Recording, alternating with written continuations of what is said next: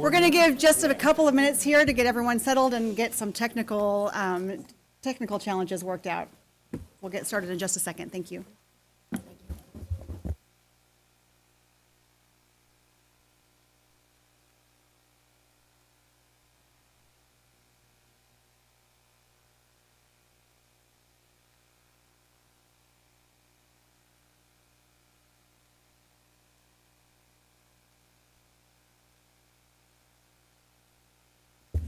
Okay, good evening. Welcome, everyone. We've got a packed house tonight. I want to say there's a few chairs up front if anyone wants to sit up here. Otherwise, we'll just crowd in and enjoy each other's company.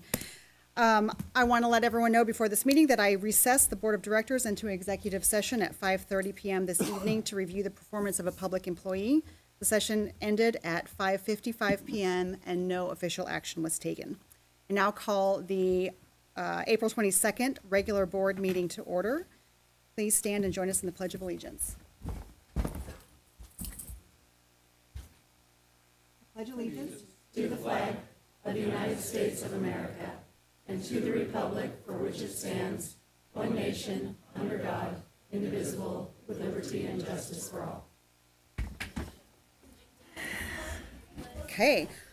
Do want to remind everyone that this is a regular scheduled meeting and it's held to conduct district business. It is open to the public and is being recorded. First item on the agenda this evening is our approval of the agenda. Is there any discussion prior to the approval? Is there a motion to approve the agenda? I move to approve the agenda.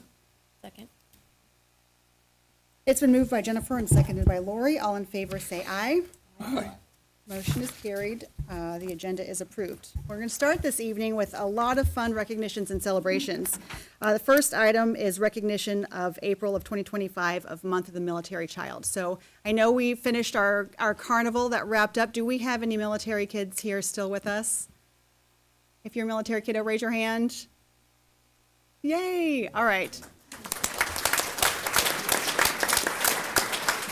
I'm not going to read the proclamation again.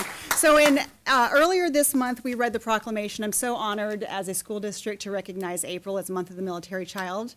And we do that in recognition of service that our military children offer alongside their families. We know that you are resilient and patriotic and you serve with your parents.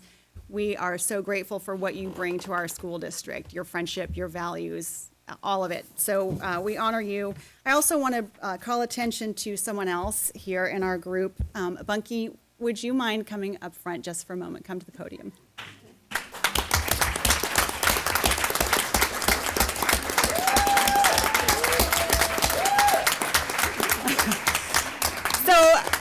So many of you might know Bunky from her years at Gig Harbor High School, and so this work is no surprise to most of you. A passionate supporter of students, always has been working to make sure that students feel engaged and welcome. As a matter of fact, when we moved to this district 8 years ago, the week before school started, we got a phone call that said, would my new student like to be paired with an ambassador so that he was sure to have friends his first day of school? That was Bunky's work. And so in her recent transition to the school district office, it was kind of a sure fit, I think, to have Bunky be placed in charge of administering our Purple Star efforts, which means Bunky is the one who's responsible for being our military family point of contact and working with all the schools and our military families to make sure that these very special students have what they need and that the school district supports them. So this festival that we saw today was first ever in the Peninsula School District. I am so impressed. It was outrageous. It was so cool and what a wonderful way to honor the kids. The shirts are Bunky's effort. The collaboration with the city of Gig Harbor has also recognized April as Month of the Military Child. I think that's a first for us as well. So Bunky, really, on behalf of all of us, thank you so much for this work. It is above and beyond, I think, our expectation. And I also want to see if Ashley Murphy is here to talk a little bit more about Bunky's work on behalf of military families and also federal impact aid and what that means to the district. So we have...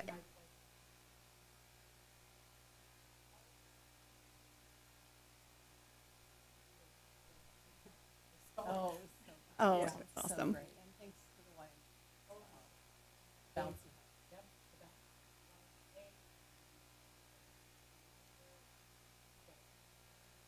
Fantastic. And Chris Bishop actually, Oh, yeah, go over there where you're, That might not be on. We know this about you, Bunky. Okay, so I wanted to piggyback off of what Natalie was saying. I'm Ashley Murphy. I'm the Chief of Finance and Operations. So I'm also bringing up Chris, our Finance Director, as well, because one of the things that I wanted to announce, and it's actually really exciting for this school district, is the fact that we have qualified officially for federal impact aid. What that means is that our federally connected active duty student population has exceeded the federal threshold in order to qualify this district for additional federal funding to help us really drive explicit sort of help, curriculum, instruction, whatever it happens to be for federally connected kids. And so the application that we put in this year, I'm sure there's some people in this audience that may have received, quite possibly, a slew of emails from us saying, please fill this out, give us any of the information if you're federally connected. Those efforts on both behalf of Bunky and of Chris were huge in getting us to that point. At one point, we hit a wall, you guys. We truly hit a wall, and Bunky was like, I know we have the numbers. Like, we have the numbers. And so Chris and Bunky got to work really getting into the data. What could we pull from our systems? How do we know which families are military connected? John Yellowlees, Bunky and I went down to Central Kitsap. They have a huge impact aid program there. And Bunky did some work with some local bases and was able to directly certify some students that was able to push us over that threshold. So now we have an active impact aid program in this district. One of the wonderful things about that, truly as the money comes in, it's considered a local in lieu of revenue, so we can truly utilize it for whatever the needs are at that point, and we can be really cognizant of helping, you know, military children, families, things like this, like the carnival and all of that kind of stuff, to ensure that as our military connected children are going through that cyclical nature of military life, that we have supports at the school district for them going through that. So I really wanted to take the time and have Chris here, have Bunky here, and really be able to give that shout out, because without the significantly difficult work that they put into this, we would not have qualified. We have tried for the last 2 years since I got here in order to qualify, and we could not get there. So the data that we have as of right now is we were able to qualify 296 students, specifically to active duty parents. That may not seem like a very large number, but it is. When you have a district of our size and you have 296 students that are connected to active duty families, it is a significant number. The federal government considers anything above 3% to be a high enough classification to qualify for the funding. So that's 296 students out of our 9,147 kids that are specifically active duty. Bunky is waiting on the Navy base to get back to us to directly certify how many more kids? About 130. Okay, so that number is likely going to increase. Then each year through the federal budget process and federal appropriations, they determine how much money is going to be pushed into the federal impact aid program. So we can't necessarily say right now exactly what it will bring in, but it is going to bring in something, and anything is better than nothing. What this also does do is open up our ability to apply for other federal DODEA grants, so the Department of Defense, the education side, assuming it's there, we could qualify for additional grants through that side. So all in all, good news. Okay. I think I just want to say we were so close, and we kept Yeah. watching the numbers, and I said, you know what, if we make it, I will take a pie to the face at a school board meeting, and it was like the next day, we qualified. So, so that will happen in a very public way. I promise to make good on that. So Yes. thank you. Just outstanding work, all of you. I appreciate it. Okay.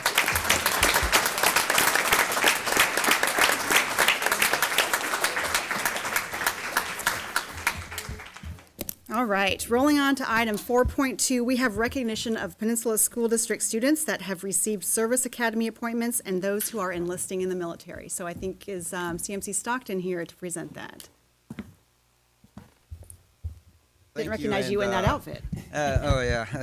Thank you and good evening. This is an opportunity for us to recognize ROTC and the Service Academy appointments.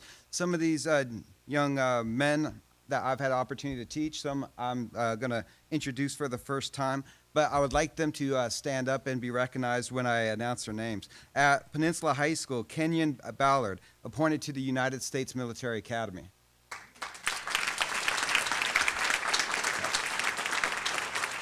All right. At Gig Harbor High School, Jacob Gabe, appointed to the United States Air Force Academy. Congratulations. Henry Davis from Gig Harbor High School, appointed to the United States Naval Academy. Yeah. To David Rogers, received a full Navy ROTC scholarship and a full Army ROTC scholarship.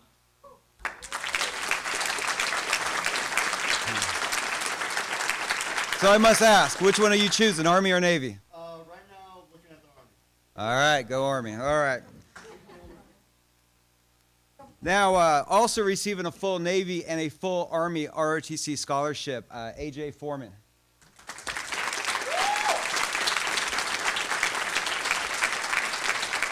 A.J. Has informed me that he's choosing what? Army. Going Army. One of our cadets who couldn't be here today is Aiden Miller. He also received both the Army and the Navy scholarship, and he's also choosing to go to the Army. So, University of Tennessee. In fact, real quick, AJ, what university are you choosing? All right, Seattle University for nursing. And young man, David, what university are you choosing? Okay, University of Washington. Hey, congratulations. Going to Texas A&M for the United States Navy is Aaron Hoagberg.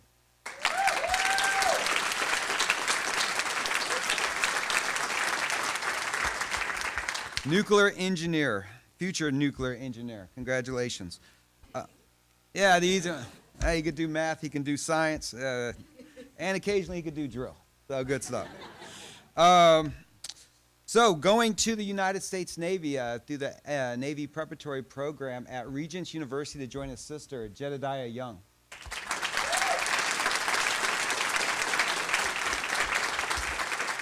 And what are you going to study?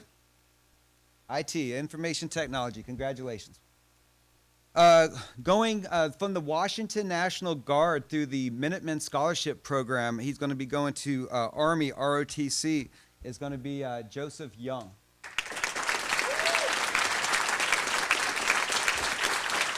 What university, Joseph?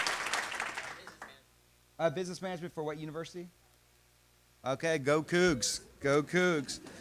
And also through the Washington National Guard, U.S. Army, the Minutemen Scholarship Program will be Prince Charles.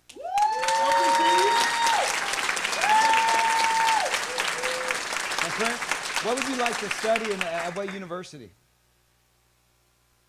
All right, Central Washington. Congratulations. So this year, it's a total of 10 scholarships from two high school. That's a large percentage, and it's a direct reflection of two things. One is their commitment to academics, knowing that it's a very competitive and very challenging program to get accepted into. And two, it's also a testament to your willingness to serve.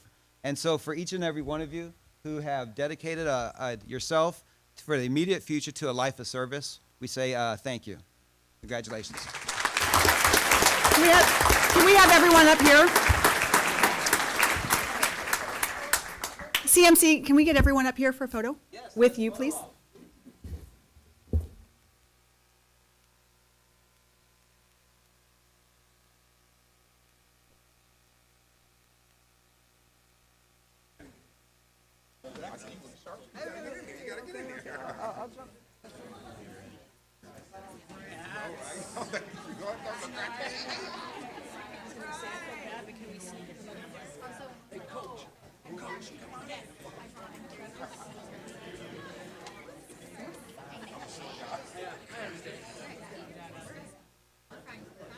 Proud of all you guys. Let's go.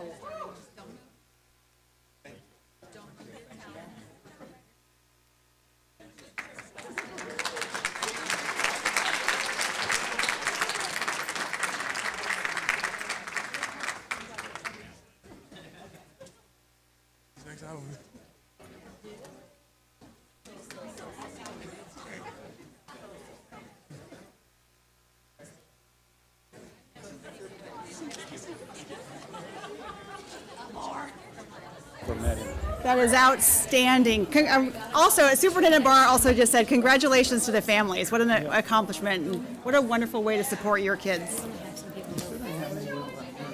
We're going to give just a couple minutes and let everyone clear out. And as they clear out, know there are some empty seats up front, so those who are standing in the back, please come take a seat.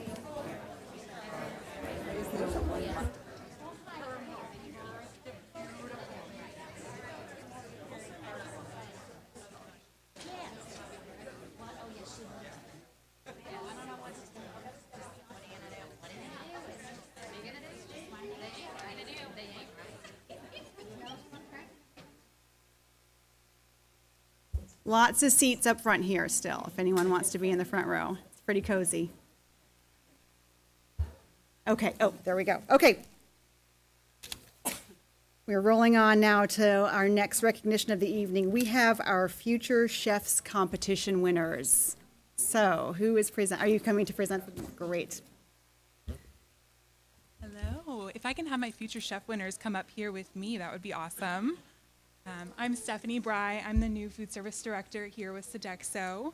And we had an amazing event on April 8th, and we have some of our winners here. We had 6 winners of different categories, and some of the judges were available to be judges, some of the board members, and that was amazing. We also had great staff turnout. They kind of had like chef buddies is what we called them. Oh, thank you. So yeah, we just wanted to bring them up here. I know I have a few more. Maybe. Yeah.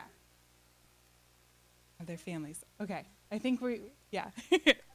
But yeah, we are just here if you guys had any questions for them, but this event was held on April 8th. It was super fun. They made their recipes. I can read off some of them. We had the winning recipe was shawarma by Jana. That's good. Then here we also have Lily, who made cheesy McBeans.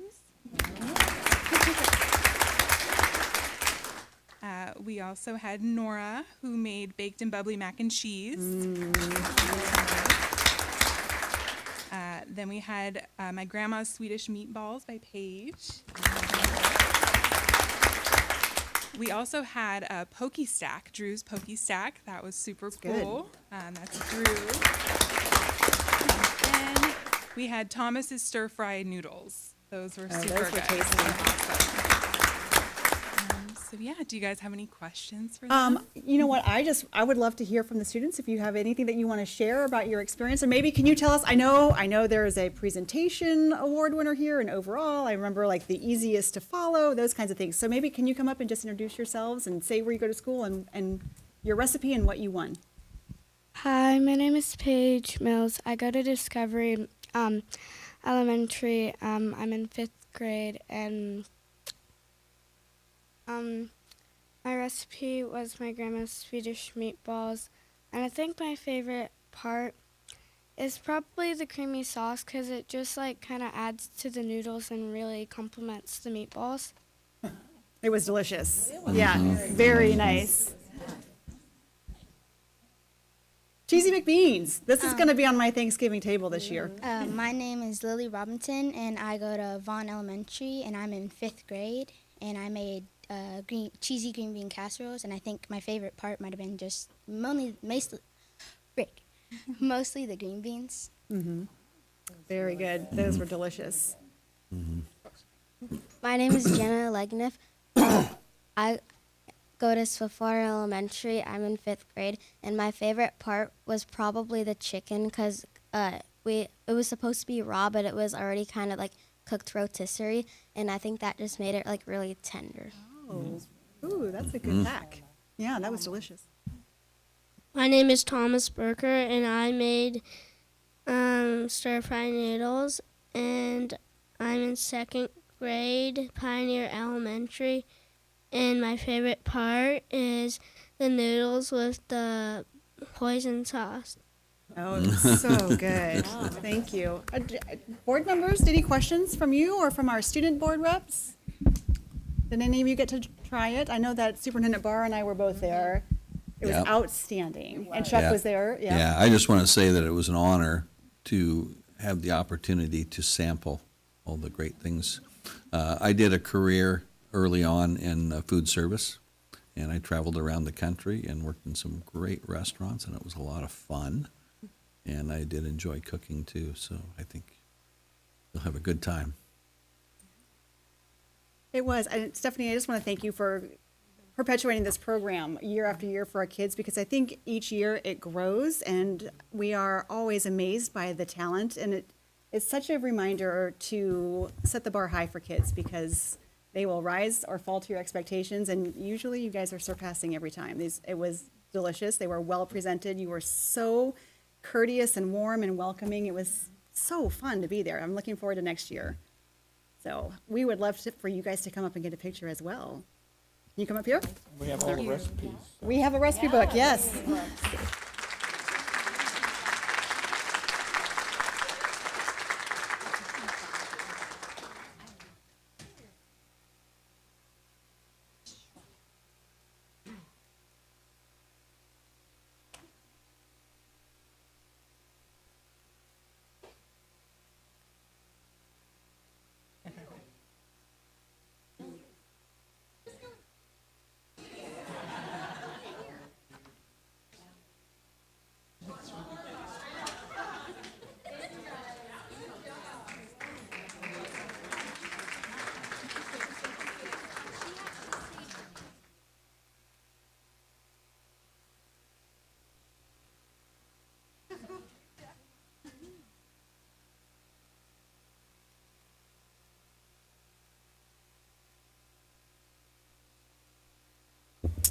Right. Item 4.4 on the agenda this evening is a review of the first reading of the recommendation for adoption of Core Knowledge Language Arts curriculum, the CKLA presentation. So I know we've got a team here coming to present.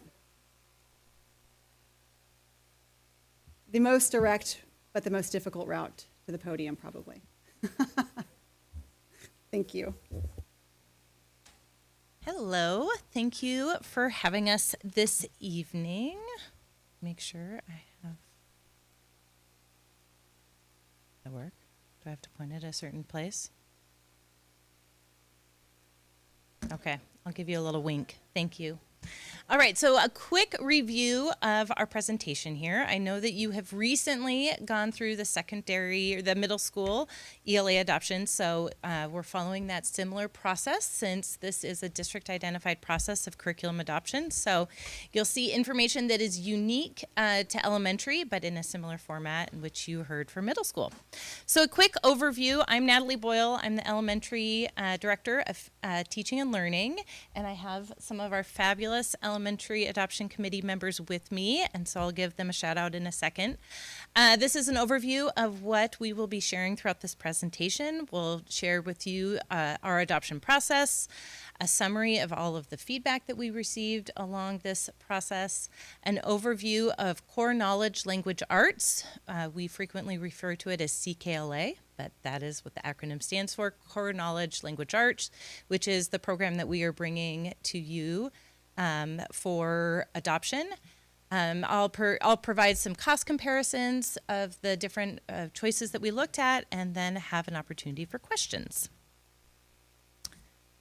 So this hopefully is a graphic that you are becoming familiar with. This is the process that we use for school board adopted core curriculum in the Peninsula School District. This graphic is a representation of over a year of work, and really if you think about some of that research part, that started into Kelly 2018-19 when we really started working with teachers about the science of reading.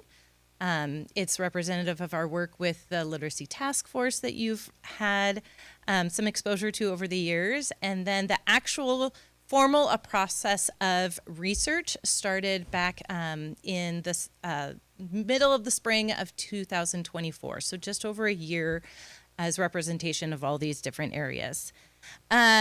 So if you skip down to 4, Kelly and the team will talk through some of those other processes, but our committee met back on March 4th, and our committee made a unanimous decision, which in all of the curriculum adoptions that I have had the opportunity to work on, I've never had a committee make a unanimous decision. And so this was very evident that our teachers felt strongly about this.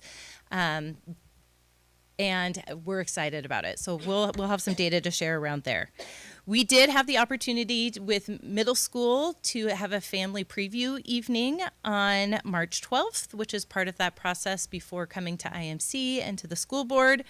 IMC approved, saw our presentation and approved this on March 25th. And again, that was through a unanimous, pretty quick debrief and a unanimous decision at the IMC level. And then this evening is our first reading. So without further ado, I am going to introduce some of the educators behind me. Kelly Pruitt is going to start us off. She's our elementary English language arts and social studies instructional facilitator. She is our full-time release instructional facilitator that supports every single elementary teacher with implementing ELA and social studies in their classrooms, and she is at the heart of this work. This was her process and details, and it went smoothly because of her organizations and systems. I also have Marcy Cummings-Coho with us. She is a first grade teacher at Swiftwater Elementary. And I'll say this about Kelly as well and some others. Kelly and Marcy are both local letters facilitators. So part of our task force work was to do that letters professional learning. And I have all of our letters local facilitators here with us. They received additional letters training in order to provide and support training to our teachers as they go through that letters professional learning service or process. I also have Shannon Gannison. She's a third grade teacher at Vaughn Elementary, and Ashley Trin is a second grade teacher at Discovery Elementary and another one of our local letters facilitators. I also have several members of our adoption committee that happen to be here in the audience. So if you don't mind giving a wave or standing up, Katya's there too. There's several people who either participated in the pilot and or served on the adoption committee within our audience. So with that, I hand it over to Kelly. Hi, I'm Kelly Pruitt, instructional facilitator. Thanks for letting us share with you tonight. So we started the process over a year ago, almost 2 years ago, with that task force where we started looking at what was the current state of what was happening in classrooms and the current state of our materials. And we started with the guiding principles that group put together. And then we pulled together a foundational skills team, which included Marcy, Ashley, myself, and a Title I lap teacher, Cindy Teal. This team was, the four of us are those letters facilitators, which stands for Language Essentials for Teachers of Reading and Spelling. And our goal was to find really strong foundational skills programs to put before the whole committee. We didn't want to bring forth materials that we didn't think would teach kids how to decode and how to read. That was our goal, is to find those really high quality materials that we would share with a larger group. So we used a foundational skills rubric in order to find the highest quality materials. Then we shared those materials with 23 classroom teachers to begin the process. Each grade and school was represented on this adoption team. We were then able to get feedback from many different stakeholders. We, even before we started rubricing the materials, we asked for feedback from families, from staff, and from students about what they wanted to find in new curriculum materials. And then we started looking at actual materials with the rubricing process, and that was a long process because we looked at many things. We had lots of things we wanted to have in the program. Strong foundational skills. We looked at rubrics for building knowledge, rubrics for comprehension, vocabulary, language, speaking and listening, and writing. We had a rubric that helped us screen for biased content, and we also had a rubric for assessment and usability. The committee came to a decision to pilot Really Great Reading, Wit and Wisdom together, and CKLA, which Natalie talked about.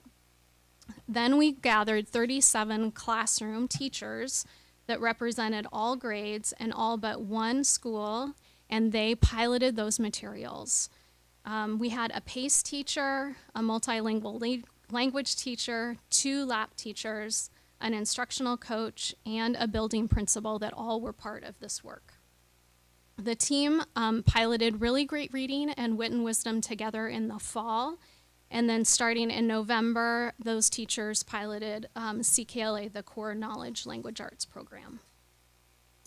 Then we gathered the adoption team back together again, those 23 teachers, and we looked at all of the data. We looked at listening campaign data, we looked at the program assessments, student work, we looked at surveys from teachers, families, and educators that were in those pilot classrooms, and those teachers also filled out those same rubrics that we looked at a year ago. Each member of the adoption team looked at every single piece of data that we collected during that time. We read every comment that every teacher, family, and student put into the surveys. We synthesized that information, and then the decision was unanimous to recommend CKLA 3rd edition for adoption. And now we're going to have a couple of the pilot teachers share with you. Hi, my name's Ashley Tran. I'm a 2nd grade teacher at Discovery. The first thing I would say as a classroom teacher is that my students were really engaged in a new way that I hadn't seen for the last few years with the content with CKLA. They were excited to hear the next story, asking me if they could read ahead. I really want to find out what happens next. And they just were really excited each day for the new knowledge lessons. And they were obsessed with Greek myths. We did Greek myths in 2nd grade. And I was skeptical at first, but they just really dived in and made a lot of real world connections. You know, oh, I've heard of this character before, or I noticed this root word that connects to this other word that I know. And so they were just making great connections, whereas in years past, I just didn't really see the real world connections and knowledge building that I was seeing with CKLA.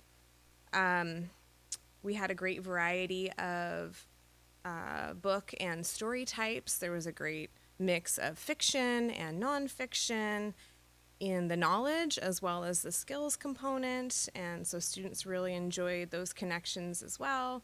There was a fun story one week about swimming in our skills reader, and then our class happened to go swimming that week at the YMCA, and they just saw all these great connections, so that was really fun.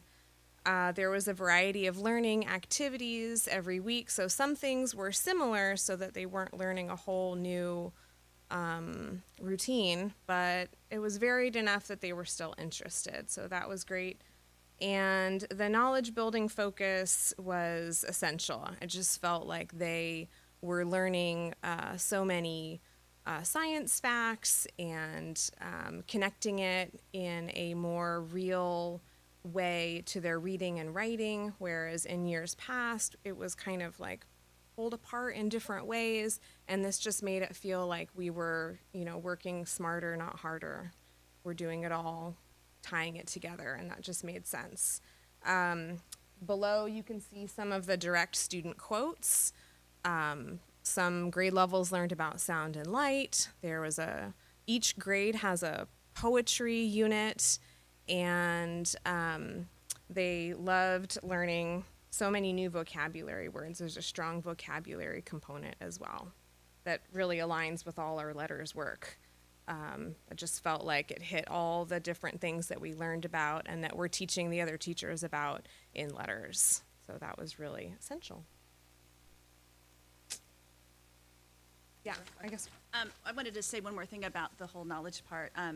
So I teach 1st grade at Swiftwater, and one of the units that we did was talking about systems in our body. And I thought, okay, that was back in November. So this last April, we were studying systems of salmon. And the students go, how does their respiratory system work when they don't have lungs? Like, I mean, they were coming up with these questions that were like, I'm like, you know, I've taught for a couple years, and I've never heard this depth of questions. So I was really excited by that. Mm-hmm. And I'd also say that they were seeing what they were doing in the skill. We didn't talk about the skill too much, but the skill part of CKLA also they were using that information right away in books as they were reading them. It wasn't just here's a skill, but they were using it right away too, which I thought was important for them. The family feedback themes. I think, just personally having, families coming, what are you guys teaching? The Mayan? Like what?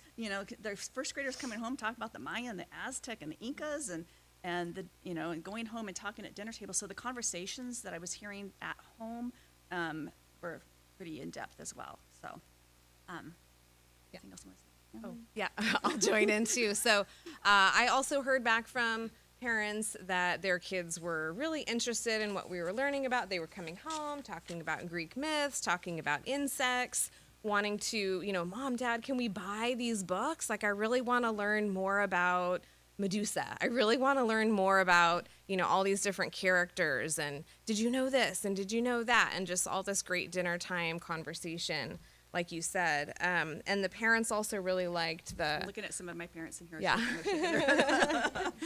And they liked the homework component. So that, the school to home connection, that was already built in, and it really tied in nicely.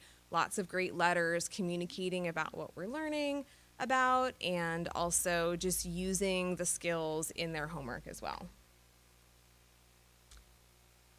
Next. Oh, I'm up. Okay. So we're going to go to the educator feedback.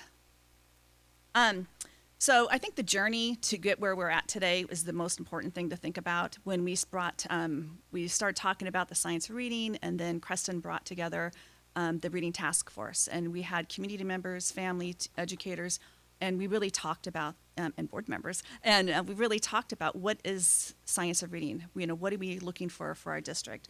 And I think because of that journey that started there, we came to this in a different way. Not just, okay, we need a new curriculum. We were like, we're basing this in research. We are basing this in what we know. So I thought it was very thoughtful, and I want to give kudos to Kelly again, because she really set that up well. Especially for teachers that maybe had not dove into the science of reading or have had letters yet. And it was accessible to all educators to kind of understand what we were looking for. And I think having them, right now we have K2 that have been really required to do letters. We're now moving it to 5th grade. I've had lots of conversations with teachers in other grades talking about, and it's that conversation that's happening through the district, I think, is like, how are we teaching kids to read? What do they need? And I think that's that professional development that goes side by side with this adoption is so important. And the CKL has an outline that is evidence-based in all aspects. The other thing I think is really that we've talked about when we look at TK, I think is a preschool component, but I'm not sure we're going to use that one. But through 5th grade, you can see that line that goes through all the grade levels. So you heard myself talking about 1st grade, teaching about the Mayans, the Incas, and Aztec. Well, then 2nd grade's now teaching about mythology. So it's kind of all connecting, and you'll see these themes that will go on. And so it'll be really exciting in 5 years to see where our kindergarten students and how they have taken all of that and that knowledge. Because we know that when they have more knowledge, students will actually learn more, and it's because they have that knowledge to foundation. The content's high quality, the books, the stories. I'm also really excited that we are going to be getting, phase 3? Version 3, because they've made some other little tweaks that I thought, oh my gosh, this even makes it better. But I would also say that the user friendliness of this program for teachers, I had a student teacher, and I had to miss a couple days, and she was able to jump right in and use this. So, it's user friendly. She didn't necessarily have all the background, but it's something that somebody can teach and not have to search around, where I felt like some curriculums in the past, you're trying to figure out what you're supposed to do and when. There's also built-in support for all students, and I think that's also important, whether you're a multilingual student or just somewhere on the learning continuum. So, and then just, we all kind of had a thing that was our passion about looking at the different curriculums, and I in particular really wanted to see that it was going to be easy to use. There wasn't going to be 30 pages I had to read for every lesson, and I felt like CKLA did the best job with that. It was laid out well. It comes along with slides that are easy to use, easy to share with a substitute, and there was also a lot of background information for teachers who maybe are going to be new to the district, and then that would help them understand the underpinnings behind why we're teaching things a certain way. So we also didn't want to have, 10, 25 different workbooks that we had to buy. So this just has fewer, more succinct, concise materials, and that was really important as well. Thank you. Oh, can you go back to that previous slide? So Ashley and Marcy talked about this, but I just wanted to give you a visual of the knowledge that students will build over the course of time between kindergarten and 5th grade. So core knowledge stands for this knowledge building in the curriculum where students are exposed to topics that are centered not only around literature and the arts, but also science and social studies. So this graphic shows the progression of the units that our students will encounter. We've heard from students that they're super excited about some of the topics they're exposed to. You've heard that already tonight. So for example, in 2nd grade, you can see that, they start talking about Greek myths, and in grades 4 and 5, students were talking about poetry. So we're just really excited about that knowledge that's going to build over time for students and how they're going to dip in and get some of that knowledge and then revisit it in a few more years in order to make that really solid knowledge for them.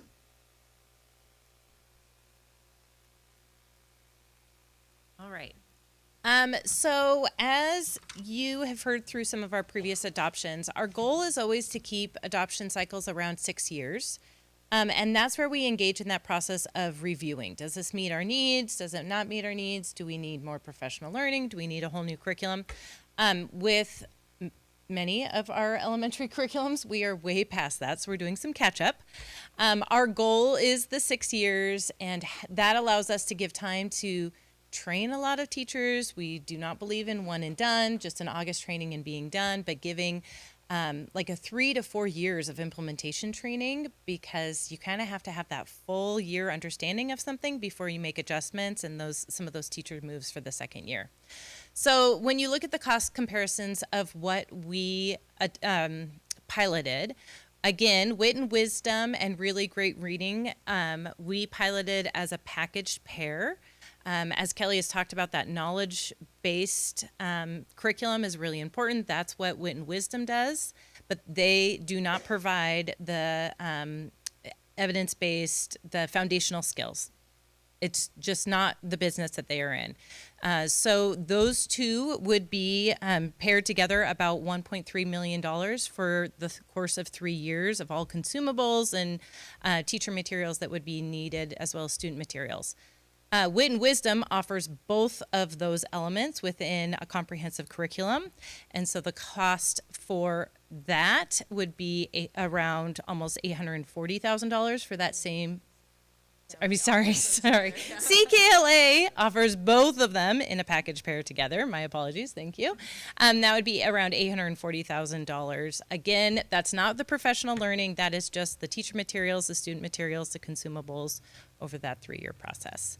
I often make the signal with Kelly of teacher materials, and those teachers in our curriculum, in our room right now know, especially with elementary ELA, the materials that go along with an adoption is heavy. This is probably this is the most expensive adoption that we do at the elementary end, because there are so many materials that go along with it. And I always make like the carrying a package, but it's even more than that. So this is a really important decision and something that many of our students will benefit from. But I feel like through this process, we have been able to see unanimously and clear that we are on the right track. So with that, the next slide is questions. And I'll invite my colleagues to come up here with me. Come on, colleagues. Just We're familiar with a lot of the acronyms and stuff, but you've thrown a few out that might confuse some people, like letters.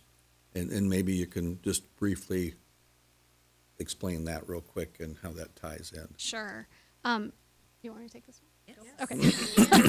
Okay, so LETTER stands for Language Essentials for Teachers of Reading and Spelling. And it's not a curriculum, it's a professional learning experience that now all of our K-2 teachers have gone through. It's really deep learning about how the brain works and how kids learn how to read. Any other acronyms? No, I'm just Okay. thinking because Yeah. we hear them all the You time hear and them, understand yeah. them, but Yes. yeah. Thank you for asking. yeah.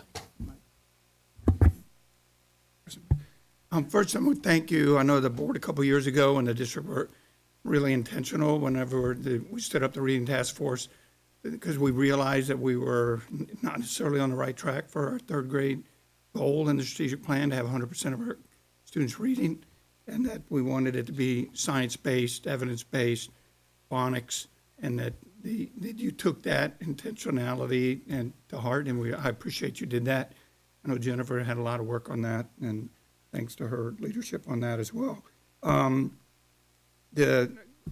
be interested if you have, from the parent feedback, with Wit and Wisdom requiring that supplemental curriculum to go with it, was that part of their, like, why they might have gone with CKLA over the fact that it was all inclusive in one book versus, or one curriculum versus two? Was that any kind of factor played into that? If you can answer that? Not just the cost, but. I don't know that I necessarily saw a lot of parent comments about that, but as a teacher, I think that it was definitely a factor in CKLA's favor because not only do they go together in terms of scope and sequence, but the materials often related to each other, and so they could make connections between them.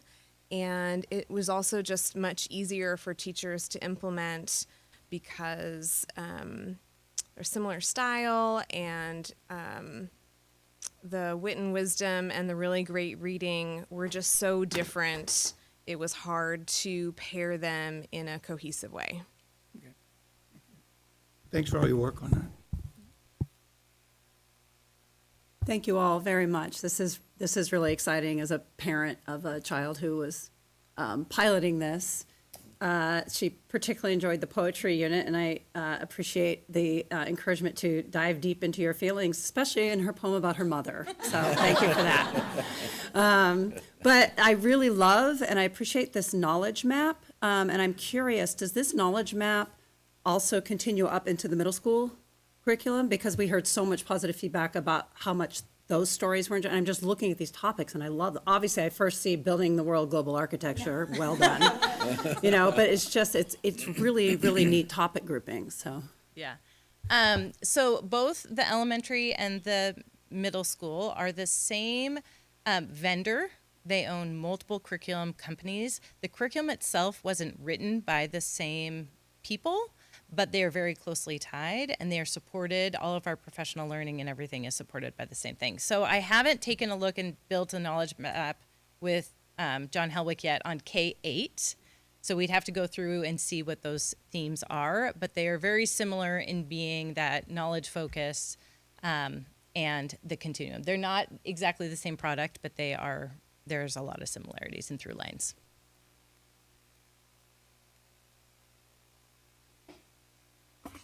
This is connected way over here.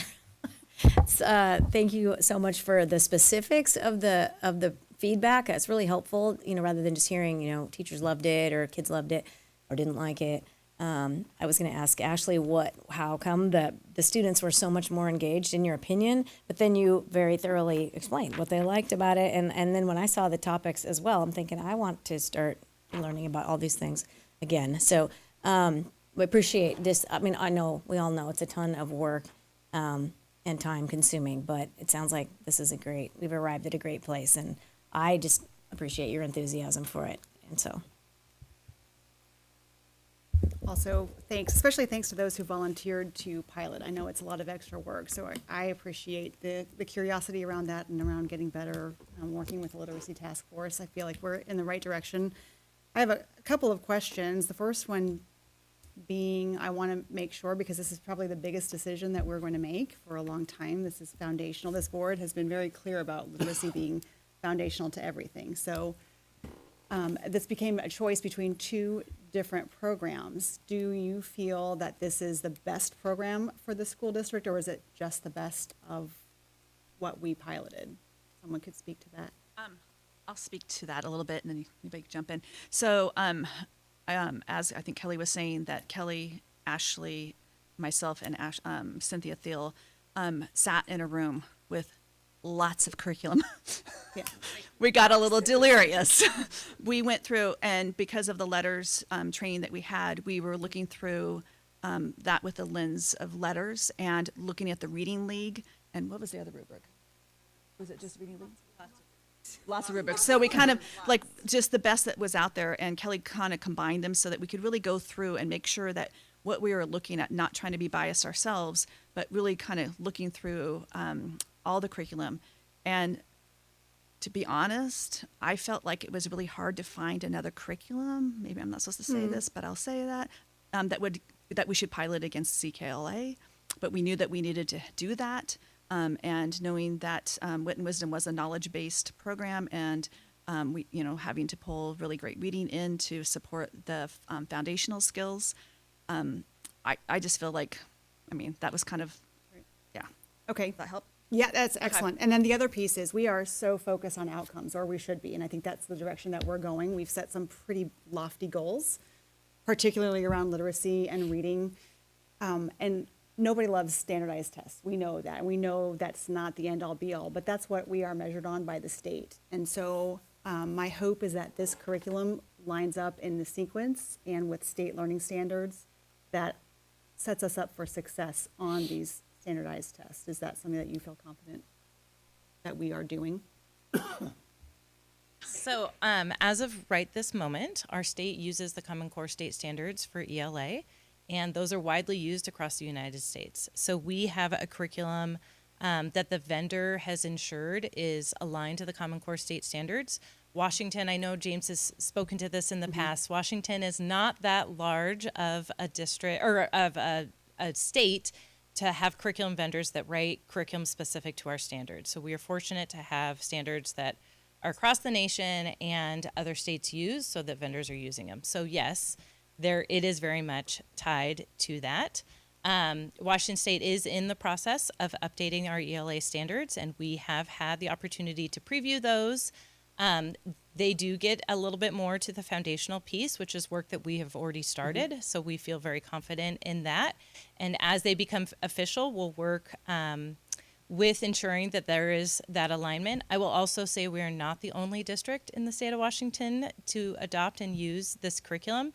So we have a lot of collaborative partners within not only the region, but the state to help us with that work. We're all working towards those similar goals. Yeah.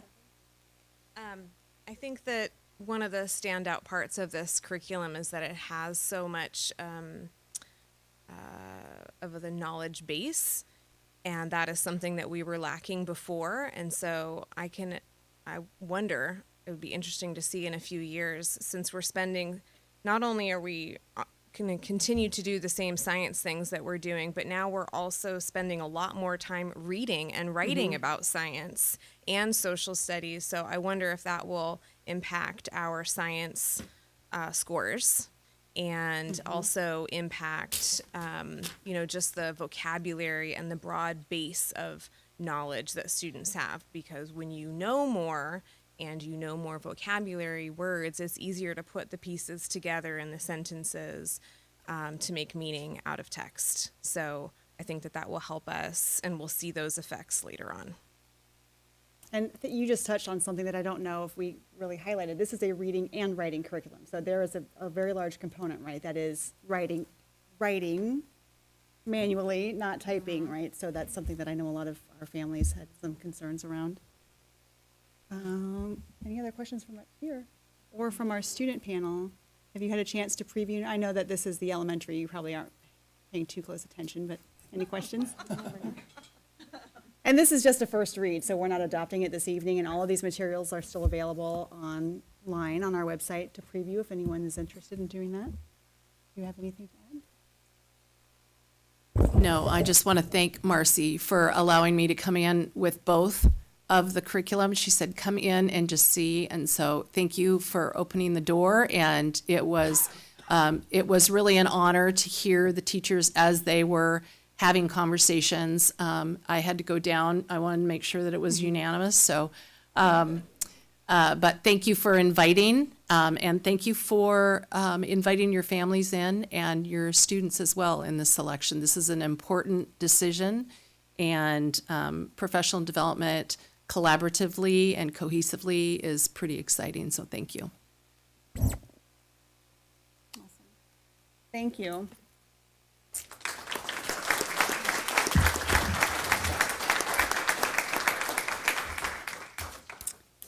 Okay, moving on to item 4.5, just more good news tonight. We have got our innovation update. So I think Mel is here, and there she is. She has an update for, we're just gonna let her take it away, some very exciting news.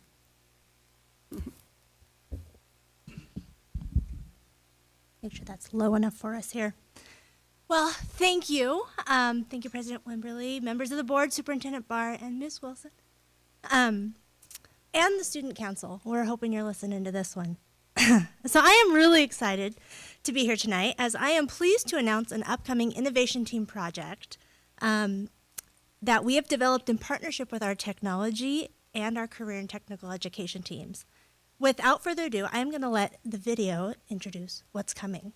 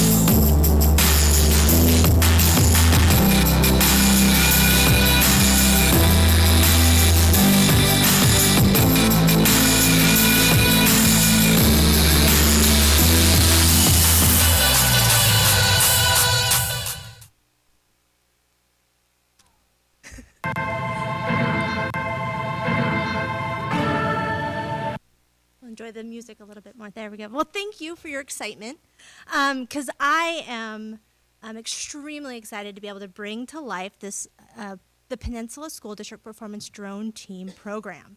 And this program will be only the second program like this in the nation, first in Washington State.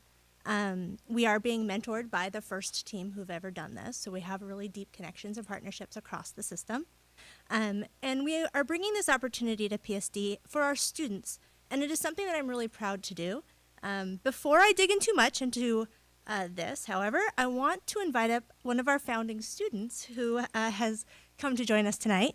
And and share their story about why offering programs like this is so important to supporting our system goals, as well as creating innovative experiences leading to our students' futures. So without further ado, again, I'm going to welcome Zachary Schley.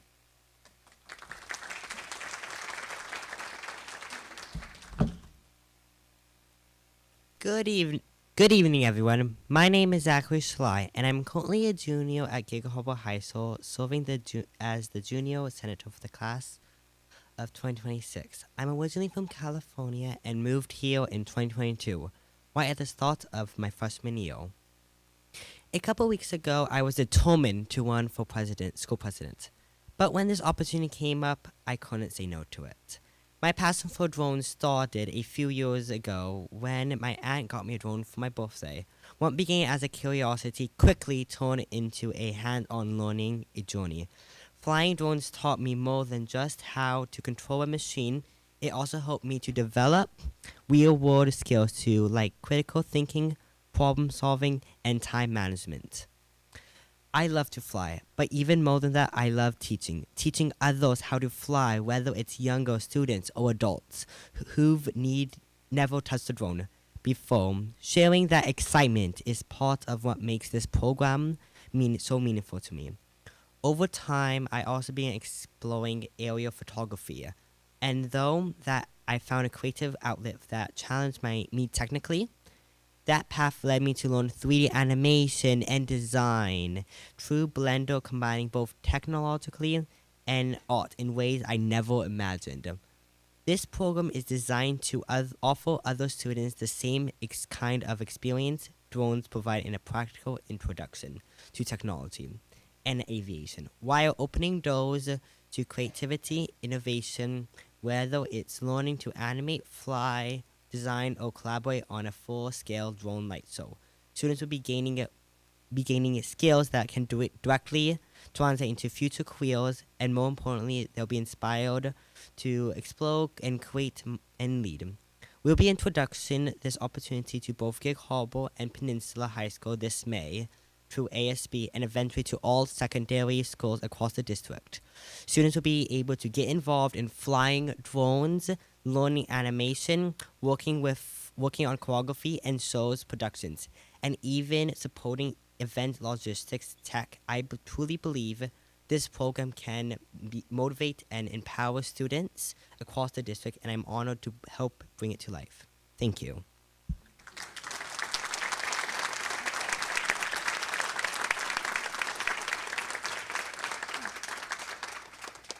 Thank you so much, Zachary, for coming up and speaking to us tonight. So as a refresher, Peninsula School District is committed to developing and adopting practices and programs that encourage children to remain curious, take chances, and learn from their own failures. So in my effort to encapsulate that and in support of these goals, I am working to make sure that this program does exactly that. We are taking academic courses that are currently being provided by PSD, including our drone certification, our FAA Part 107, and then our computer science series, and taking that and leading it into and then bringing those into a relevant and real life opportunity for our kids to apply that learning and gain experience towards an actual career. Our goal is to develop excitement, camaraderie, and skills through this ASB programming, allowing them to gain that experience, which will then lead them into the development of a unique paid internship program that we're going to be launching that will support work-based learning opportunities, school credit, and resume development that can prepare students for a career in the performance drone industry right out of high school. And then we're going to provide our students with the creativity, the problem solving, the critical thinking, and communication skills that they will need to take a pathway to college or again, jump into a career in aviation, robotics, or the emerging drone performance industry. And in the coming months, you will see a lot more information coming out about this and opportunities to support this program. But I am pleased to also be soon, once I figure all the things out, invite you to our fall shows. But I do look forward to creating a program where innovation lights the way for our students' futures right here with drones. So thank you so much. And if you have any questions. Just a quick comment. I was lucky enough to be able to see that the team in Colorado, and while they were setting up, watching everything you said about the collaboration that was going on was so amazing to watch. You had you had sort of the project manager that had the whole plan, and then you had the designer who was running through the final choreography, and then you had the kids that were out walking the rows and doing the system checks on every single one of them, and they were doing all of it. There was not an adult involved, and it was so impressive. And in chatting with each of those kids, every single one of them had job offers on the table, and they were some of them were 14 or 15 years old. Yeah. And they were so excited about what they were doing. Every one of them wanted to tell me what they knew. So it was pretty impressive. It is an amazing program. One of the things that I, having worked alongside their lead, Danny Hernandez, over the last few months kind of prepping for this, I think something he speaks to is also that camaraderie of the connection to the clubs, because his graduating seniors from the past years, not only do they walk out the door and fly to Vegas for the weekends to run drone shows now in their own businesses, they come back and they co-pilot with their juniors and seniors to help make sure. So it's that real longevity throughout the program that I think is going to be really a special piece to what this is. Just a couple clarifying questions. This is going to be something run through the ASBs. So is it So a it's going to club? be a little bit of a partnership piece. Okay. So we are going to have ASB programming through, eventually we're going to try and expand, starting in high school and expand down to middle school, where there will be an ASB option to be a part of a drone program club where you're learning the animations, the coding, the pieces. However, the true performance team will be out of the innovation department with paid internship roles, so that the students who are running those shows have not only the elevated experience and responsibility, but also have the work experience and the accountability to that, because there is a big piece to flying things like this with the FAA certifications and expectations. So we wanna then make the sure they're aligned. shows then are not just for the Peninsula School District. This is something that people could hire the Peninsula School District to do, like a Gig Harbor 4th of July instead of fireworks show That or is the something like case. that. We the fortunate thing that we'll have is the ability to do our own shows for a wide variety of events. But then, yes, the opportunity to be contracted and have the students have real-world contracting experience where they do intake with clients, design animations based on their needs, and then perform the shows is also a part of where we're going to grow to. Cool. How many students do we have currently signed up for this in the fall? Well, being that this is launching today, I have one, and I have a. All right, Yeah. exactly. He jumped in early for me. Like he said, he was working on his student body president run, and I said, "Hey, I know you're doing that, but could we talk quietly on the side for a second and see where you can head?" Because of his personal experiences and his passions about drones, we knew it was could be a great fit. I have a few others at PHS because he's at Gig Harbor that I'm in talks with, and then from there we will begin recruiting through the normal ASB process in the spring for the fall and summer. So yeah. And you have a panel of ambassadors right Yeah. here for the schools Feel too. free So to this take is it something back. cool to take back. Do you all have any questions or Yeah. comments about drone team? You want to stay one more year? We'll keep you. I just have a quick question. So you said it's at Peninsula and Gig Harbor. Is that one combined club or one club at each of those schools? We are still working out those details. The goal will be to have a club at each high school and eventually then at all of our secondary schools in some capacity. But I know for sure those are the two that I have current students who have asked to or been asked to be a part of this based on their personal experiences and opportunity. But I would love to see it grow. So if there are connection points at other schools, send them my way and we'll talk more about what it looks like and where in the timeline they're at. And that website link is live now, so we can start blasting it out? Yes, it went live this afternoon, so we All are right. excited. Very cool. Thank you. Thank you. Well done. Awesome. Okay. Well, thank you all. Thank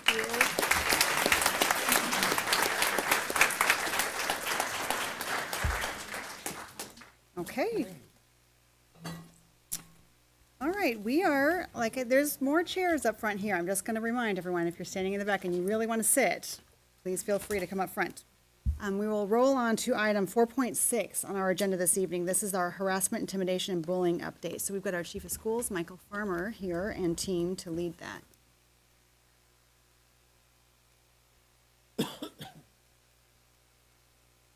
Just give me a second to rearrange the technology a little bit.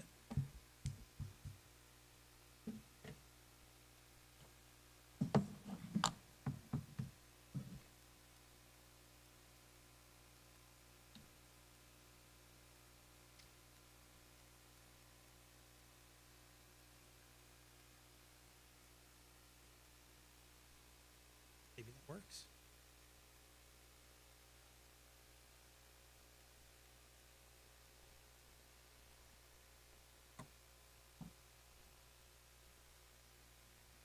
Okay.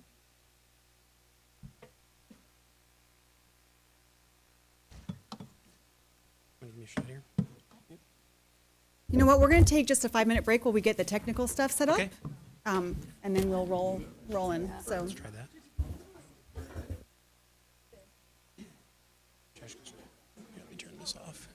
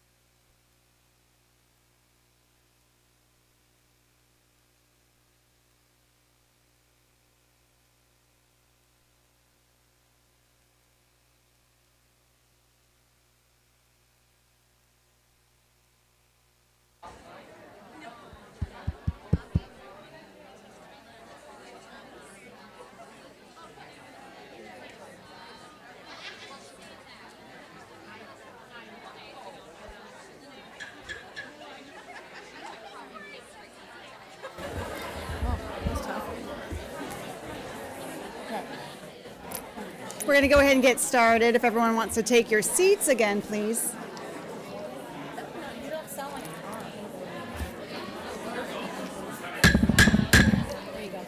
With authority. I've never had to hit it like that. Well, I'm glad everyone is enjoying each other's company, but we're going to go ahead and get started. So we are on item 4.6. This is our harassment, intimidation, and bullying update with our Chief of Schools, Michael Farmer. All right. So good evening. As introduced, I'm Michael Farmer. I'm the Chief of Schools here for the Peninsula School District. And before I dive into the report and the review and everything, I just want to do a quick thank you to Bunky, Chris, Ashley for all the impact aid work and all that, and the board for recognizing our military families. My dad was in the Air Force. I went to 9 different schools between kindergarten and my senior year in high school. So that really hit home for me, and it was really nice to see all our families out there enjoying the festivities this evening. So thanks for that. All right, so as a quick introduction to things tonight, we're going to kind of break this into 5 parts. I know that sounds like a lot, but it'll go smoothly. So I'm going to start with just kind of tying this work and why we did the review into parts of our strategic plan and how learning environment is important to us as a school district. Then I'm going to go through an overview of the report that we did with the Puget Sound Educational Service District, and you'll see kind of how that goes when we get a little bit further into that section. From there, I'm going to have Julie come up, and Julie is our Deputy Chief of Schools, and she's going to talk about her task force, which was the Bullying and Prevention Task Force that started working several months ago and kind of did some work alongside in parallel with the review team. And she's got some really great findings and products and things from that work to share. And some of those folks are here tonight, and Julie will talk about that as well. And then we're going to have Shelby come up, and Shelby's going to talk about how we've refined incident investigation, reporting, and tracking.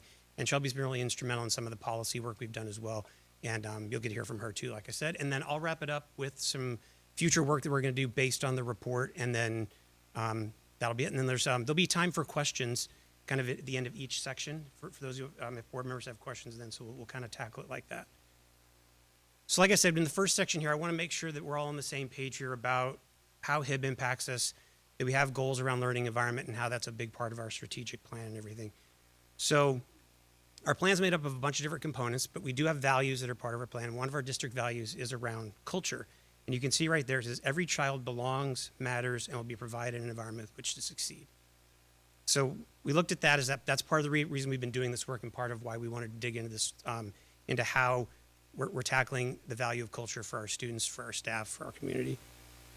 And then in our strategic plan, our 4th goal is learning environment. And right there you can see that says we will ensure an inclusive community and culture where everyone is safe, valued, respected, and finds a sense of belonging. And at board meetings, you've heard us talk a lot between me, other folks that have come up here, James with some of our data around Panorama, and we'll talk about Panorama a little bit later in the presentation about how belonging is important. And a good one of the main ways we've talked about that is we've got our Charge to Schools document. And if you remember back before the holidays in November and December at our board meetings, we had our principals come up and talk about their school improvement plans. So in that Charge to Schools document, that directs the work of the schools and the principals, and those goals are tied to the strategic plan. And as you can see there is as an example from the elementary presentations, goal 4 in there is around learning environment. So you've got learning environment there, it's got belonging and data, and you can see there we got some examples from Vaughn and Evergreen. So those are some really important components, like I said, about how all this ties in with our strategic plan. And then the last piece here, and the other reason we dove into this, one of the things you asked me to do, being new to this district and to take a look at this, was just that we know, and you've heard here from public comment and from our staff and from some of our data, that students do experience some unwelcome behavior at times from other students. And we've kind of broken that down into 3 areas, right? And sometimes students are just being mean. Sometimes it's younger students learning how to interact with their peers and things like that. And there's been lots of conversation for the last few years about how difficult that's been for students with the pandemic and everything. And then sometimes there's conflict between students where students are in an argument. Sometimes that moves on into a physical fight. And then there's a whole another level where it actually rises to the level of HIB, and that's harassment, intimidation, bullying, excuse me. So that's the whole focus and kind of the foundation of what the review is looking for and why we were going to do this work. All right, so from there, let's go ahead and dive into the review. And like I said just a few minutes ago at the beginning, we did this work with the Puget Sound Educational Service District. And then we worked together with them, and they had a bunch of people on site, and we did months worth of work. And I know there was some delays in this, but we wanted to make sure that the board got the information they really wanted to see. So these were the objectives of the report. You had asked that we audit our existing policies, make sure it's all up to date with state and model policies, and that's mostly WASDA's policies. We want to make sure that our procedures are aligned and consistent throughout all of our district communication, mostly in the form of like our handbooks, the rights and responsibilities documents, some of the things on our website, discipline matrices, and those sorts of things. You also asked us to look for gaps and recommend improvements that were aligned with our strategic plan, and you want us to audit and analyze existing prevention measures. One of the things that was on this slide at the beginning when I talked to the board in the fall was Julie's task force, but since that's done, I took that off of there just to be transparent about that. So in terms of a scope and to kind of fence in what we were going to be looking at, we decided to look from when we fully returned to school from the pandemic. So we looked at the last 3 to 4 years of data, like I said, since we returned to school from COVID, and we looked at all aspects of harassment, intimidation, bullying, and discrimination. And then from a methods perspective, you can see here what the team did. So we had a whole bunch of interviews with stakeholders. That included students, parents, community members. And what's not represented in that group is the 2 superintendent student advisory symposiums that were here in the community room at Swiftwater. And we had 2 students from each grade from all 3 of our high schools. So we had 24 students participate in that. We didn't quite have all the students the second time. Those students were here in November and in January. Unfortunately, the January meeting conflicted with some finals. So that group also looked at some of our survey data, our HIB data, district discipline records, and things like that. We also dove into policy and practice and compared those with peer districts. And then they also did a literature review of some best practices and HIB prevention and things that works based on that data and that research, and that also is productive in other districts in and around Washington State. Okay, so then what I'm going to talk to you about here is I'm just going to kind of go through the key findings of the report and give you a little bit of extra detail about that. And these, like I said, as our group went through, analyzed all that information, analyzed all the data, this is where we landed. So our first key finding was around policy alignment. And you can see there that our policy does match the state models. We have a few procedures that lack some clarity, and you can see, and sometimes it's around definitions, rights of people, and sometimes the responsibilities of various people. And just to make the point clear, you know, the board and the district hasn't been waiting for this report. We've been doing things all year. There's been some changes in the structure of our district office, and you know that Shelby's a representative of that. I think Julie and I are as well. And so we've been trying to tackle some of these things as we've been going. And as recently as last month, you made some changes to policy 3207. So the board's been tackling that. And like Shelby will talk about that a little bit later too. In terms of like 3207P, the procedure, they compared our procedure to Clover Park, Issaquah, South Kitsap, and the Bonnie Lake school districts. And there is some specific language we could look at that's in those other districts' procedures that's not in ours. There's things about training for students, making sure parents are well informed. There's details in some of their policy procedures about when the training is going to take place, and there's some things in a couple of them too about prevention strategy. So there's some other things we could potentially add to our procedure at some point soon down the road. Another one of the key findings was around reporting systems. And we've talked to the board this year about how we adopted Hear Me WA, and that's tied to the Sandhill Promise and it's connected to the Attorney General's office and all that. And we also have Navigate 360. I'm not going to say a whole lot back because I'm going to let Shelby tell you about Navigate 360. But that improved documentation has really helped us with tracking some of these things. There's still some data entry inconsistencies because some things get into Power School, some things get reported in Hear Me WA, and then it just depends on where those things go. And part of our problem here, and I'll talk about the data quite a bit as we go through this, is we've got a lot of different behavior codes in our current systems that can be associated with HIB, and that include things that are like hazing, physical aggression, fighting, theft, those sorts of things. And sometimes you may have a fight that rose from bullying or some sort of conflict between 2 students, but it might not necessarily get reported in our data systems as bullying, even though that was the impetus for whatever the incident was. And so as we go through, there's just some data things like that, like I said, that we need to look at. So you might have some fights that are HIB related. You might have some fights that are not related, that are just back to true conflict, like that slide I showed earlier. And I know one of the things the board did ask was about, do we have any HIB data that's tied to like body image, gender expression, or other things along those lines? We really don't capture that data. It could be captured in a narrative, but that data is not really easy to mine and those sorts of things. So that's something we could look at further down the road. And like I said, you're going to hear more about Navigate 360 from Shelby. So another key finding was around how we use our survey data, and I mentioned Panorama earlier. And there's been lots of conversation here about how we feel about Panorama and the quality of that data and things like that. And there's other tools out there we could look at. Qualtrics is an example, and I mentioned Qualtrics because I was at a workshop a year and a half ago, and there were several districts in Washington State that had previously been on Panorama and switched to Qualtrics, so potentially that's an option. And despite our feelings around Panorama, that's the data we have right now. So a lot of what you'll see around some of those student impression things is tied to the Panorama data. Another one of the key findings was around racial disparities. Some of those things were around verbal incidents, and we noticed in looking at the data that verbal incidents are actually increasing, but the physical incidents are decreasing, and this chart actually represents that. So the blue is the verbal incidents, green is physical, and then the orange is other. So you can see so there's more, like I said, more verbal interactions there, less things are becoming physical, which is good. There's also some racial disparities in our HIB discipline data that suggest some disproportionality in some of our actions taken. And these are just 3 quick examples of that. And so disproportionality occurs when you've got a group of students and they make up a particular percentage of the offenders. But then when there's discipline applied, they either receive more outsized discipline or less outsized discipline, depending on the issue. And James has talked to you about disproportionality sometimes as well. Sometimes disproportionality is a good thing. Sometimes it's bad.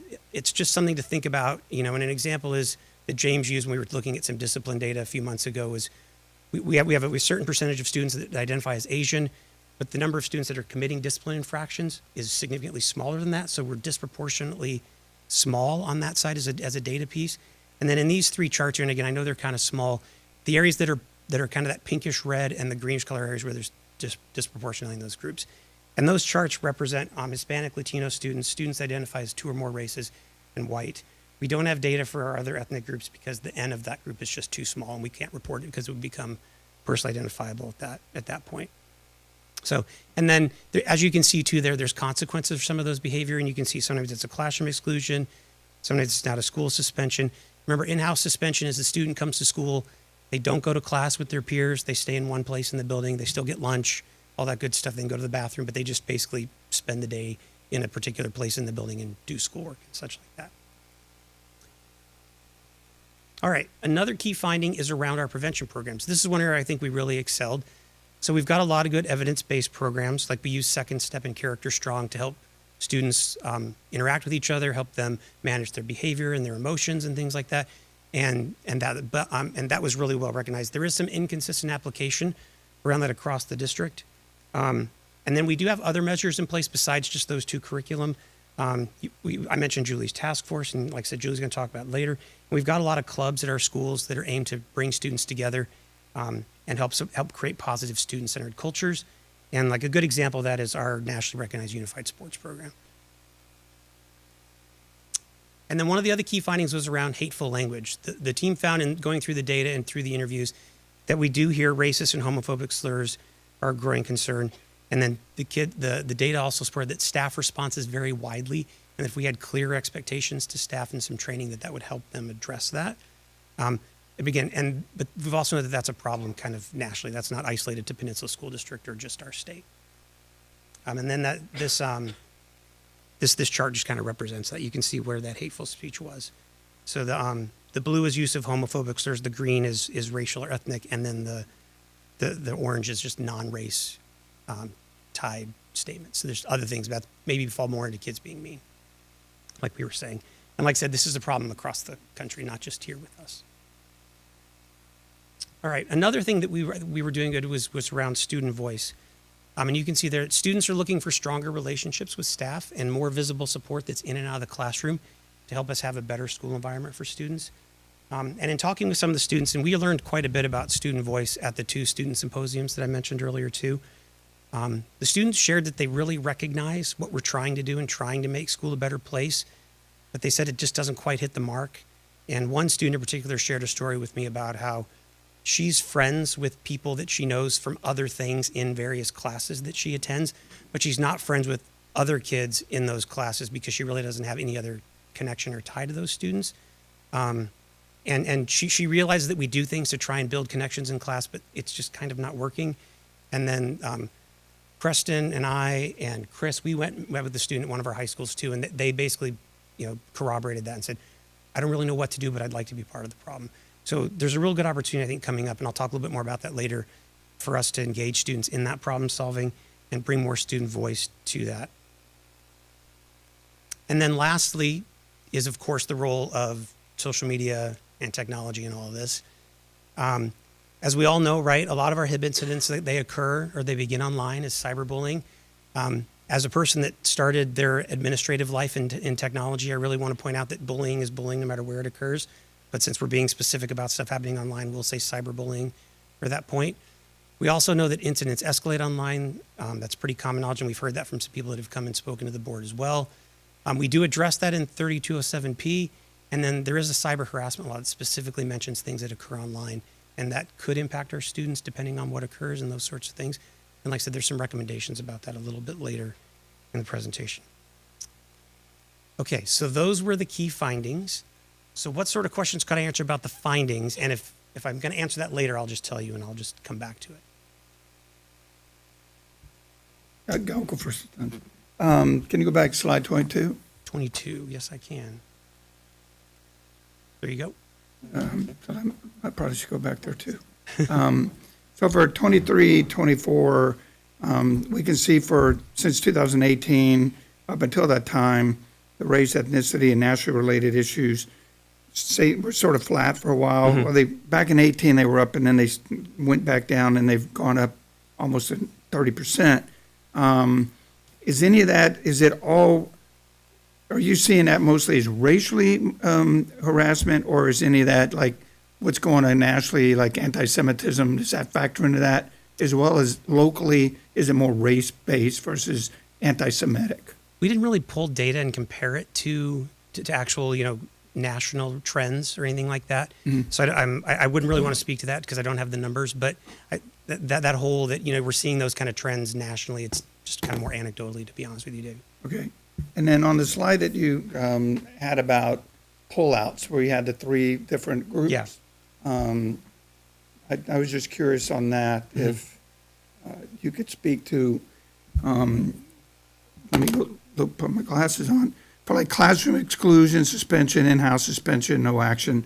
What's the process for like at least initially talking it out, having the students talk it out versus getting to this step? Is that like step 1, having me and Jennifer talk it out before I get expelled? Or like, what's the process around that? Yeah, so that would fall under the whole restorative practices, and I am going to talk about that a little bit Okay. later. Okay. And there's definitely opportunities for us to utilize restorative practices more.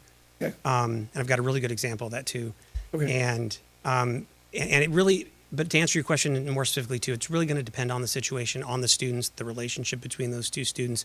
Because sometimes students come in just like, I was having a bad day, we got in a fight over the weekend, could we just talk this through? It's kind of case by case is how that gets And addressed. then last, are you going to talk more about panorama data later? Yes. Okay, that's it. Thanks. Okay.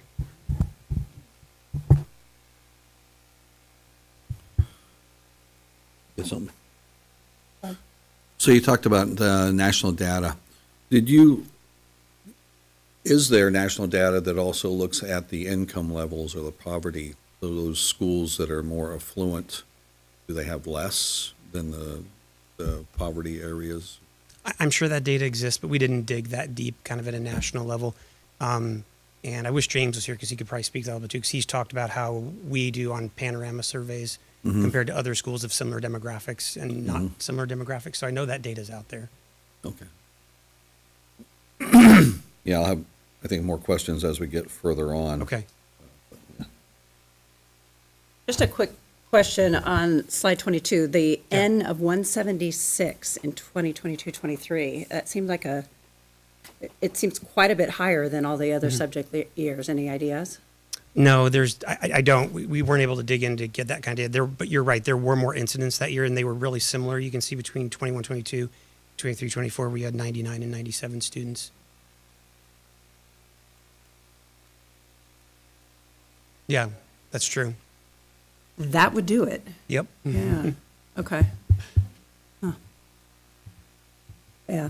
It's All right. quite, yeah.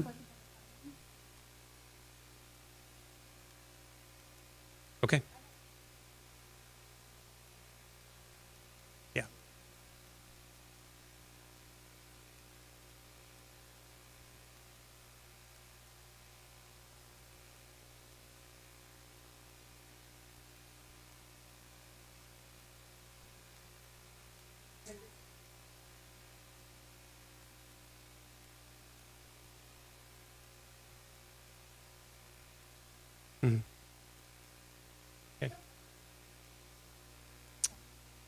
All right, so like I said, our next section here is to kind of talk about, based on the findings, what were the recommendations to address those findings. And I'm going to go through pretty much in the same order, and I'll start here with policy alignment. So one of the recommendations was to just further revise policy 3207P procedure, sorry. And I referenced some of those things that were the language from some of those other school districts that's out there. And again, we compared some of our policies to Clover Park, Issaquah, South Kitsap, and Sumner Bonnie Lake. And just as an example, all 4 of those comparisons districts have policy 3112, which is social emotional climate. We don't. So maybe that's a policy we could consider adopting. I think under WASDA's, really say that again, I think under WASDA, that was clearly an optional. That wasn't one of the required ones. So maybe that's something the board could consider. And then Clover Park and Issaquah have an equity policy. South Kitsap and Sumner do not. So again, maybe that's something that we could consider there as well. In terms of reporting systems, the group recommended that we create a clear web page with all critical information related to HIB and HIB reporting. I'm happy to say that has been done. Julie's going to talk to you about that. That was done actually before we got the report results, which is great. We need to continue to ensure that our building principals and our assistant principals and our deputy principals have a common approach to receiving, triaging, and managing the HIB complaints, and continue to use Navigate 360 for that work. And then the group from Puget Sound ESD noted that Bellevue and Snoqualmie Valley both have some really good, well-articulated HIB processes, and so they recommend that we connect with Bellevue and Snoqualmie Valley. So that's some work we can do later down the road. Okay, in terms of survey data, we should consider whether Panorama is our best choice right now for school climate. And thinking back to those SIP presentations I mentioned earlier, you heard from our middle school principals that they kind of did their own student perception surveys, which they got good results about, and they did some work with the choices students could make. So there's lots of opportunity to get at different data there. And the best thing we can do too is just to continue ongoing assessment and make sure that we continue to ask students what's going on and try to get an impression from them about how things are going. So like I said, I mentioned Qualtrics earlier, that's an option. We could do some homegrown things, again, like I mentioned with what you heard from our middle school principals. And then there's the National Center on Safe and Supportive Learning Environments. They have a list of vetted survey tools, and we can always look at that and see what else might be out there that could be beneficial for us. And then, like I said, ongoing climate assessment is really important, whether that's student focus groups like we've done this year, homegrown surveys, Panorama, whatever, just that continual back and forth process of gathering the data is really important. In terms of the racial disparities, one of the recommendations here was that we support some proactive education to staff and students about identity, nonviolent conflict resolution, social emotional learning skills, and acceptance. And David, that's a place where that whole could we talk it out. There's a place for that potentially too. And then they also recommended that we explore OSPI's multifaceted approach to HIB prevention. And that's a framework and an approach that's available from them. It's got curriculum, resources, and it helps build a positive school culture. And that's something we could look at as well. On the prevention program side of things, they said we could clearly define our HIB-related roles and responsibilities, and that's going to start at the top and work all the way down to our administrators in our buildings and to our teachers as well. And that could also be with information that gets to parents. So that could be a bigger kind of communication campaign. They also recommended we consider a cross-department triage team to address HIB issues, especially when they're more serious. We need to continue to invest in culturally responsive teaching and professional development for our teachers. They also said we could look at how to best support consistent implementation of the curriculum we do have. So that, again, that second step in Character Strong. And again, they recommended connecting with Bellevue and Vancouver school districts because they've got some really good processes, things there. And sometimes we talk about culturally responsive teaching or culturally responsive instruction, and I think sometimes that gets misinterpreted or misunderstood. And I actually checked with Adam, so I'm going to tell a story about Adam. He actually told me it was okay. So what that really means is that's really about just knowing your students. So for those of you that don't know, Adam went to Day on the Hill in Olympia with the board, and Adam observed Ramadan, and you all sat down for lunch, and Adam didn't eat because you don't eat while the sun's up if you're observing Ramadan. And that's just knowing that is culturally responsive teaching and respecting that. And then you just had water, right? You didn't have water? You can't even, that's right, you can't even drink, right? Yeah. So, yeah. So anyway, so that's a really good example of kind of what culturally responsive teaching. It's just knowing your students, knowing things about their culture, their backgrounds, their families, those sorts of things. And that fits in with all that stuff I said at the beginning around a culture and our values and all that sort of stuff. So Adam, thank you for letting me share that. That's a really good at-home example. All right, so in terms of the hateful language, one of the recommendations here is to just take a clear stance on all bullying, including racialized and homophobic bullying. And we've done that, but maybe there's some opportunities to refine that and reword kind of what's been said.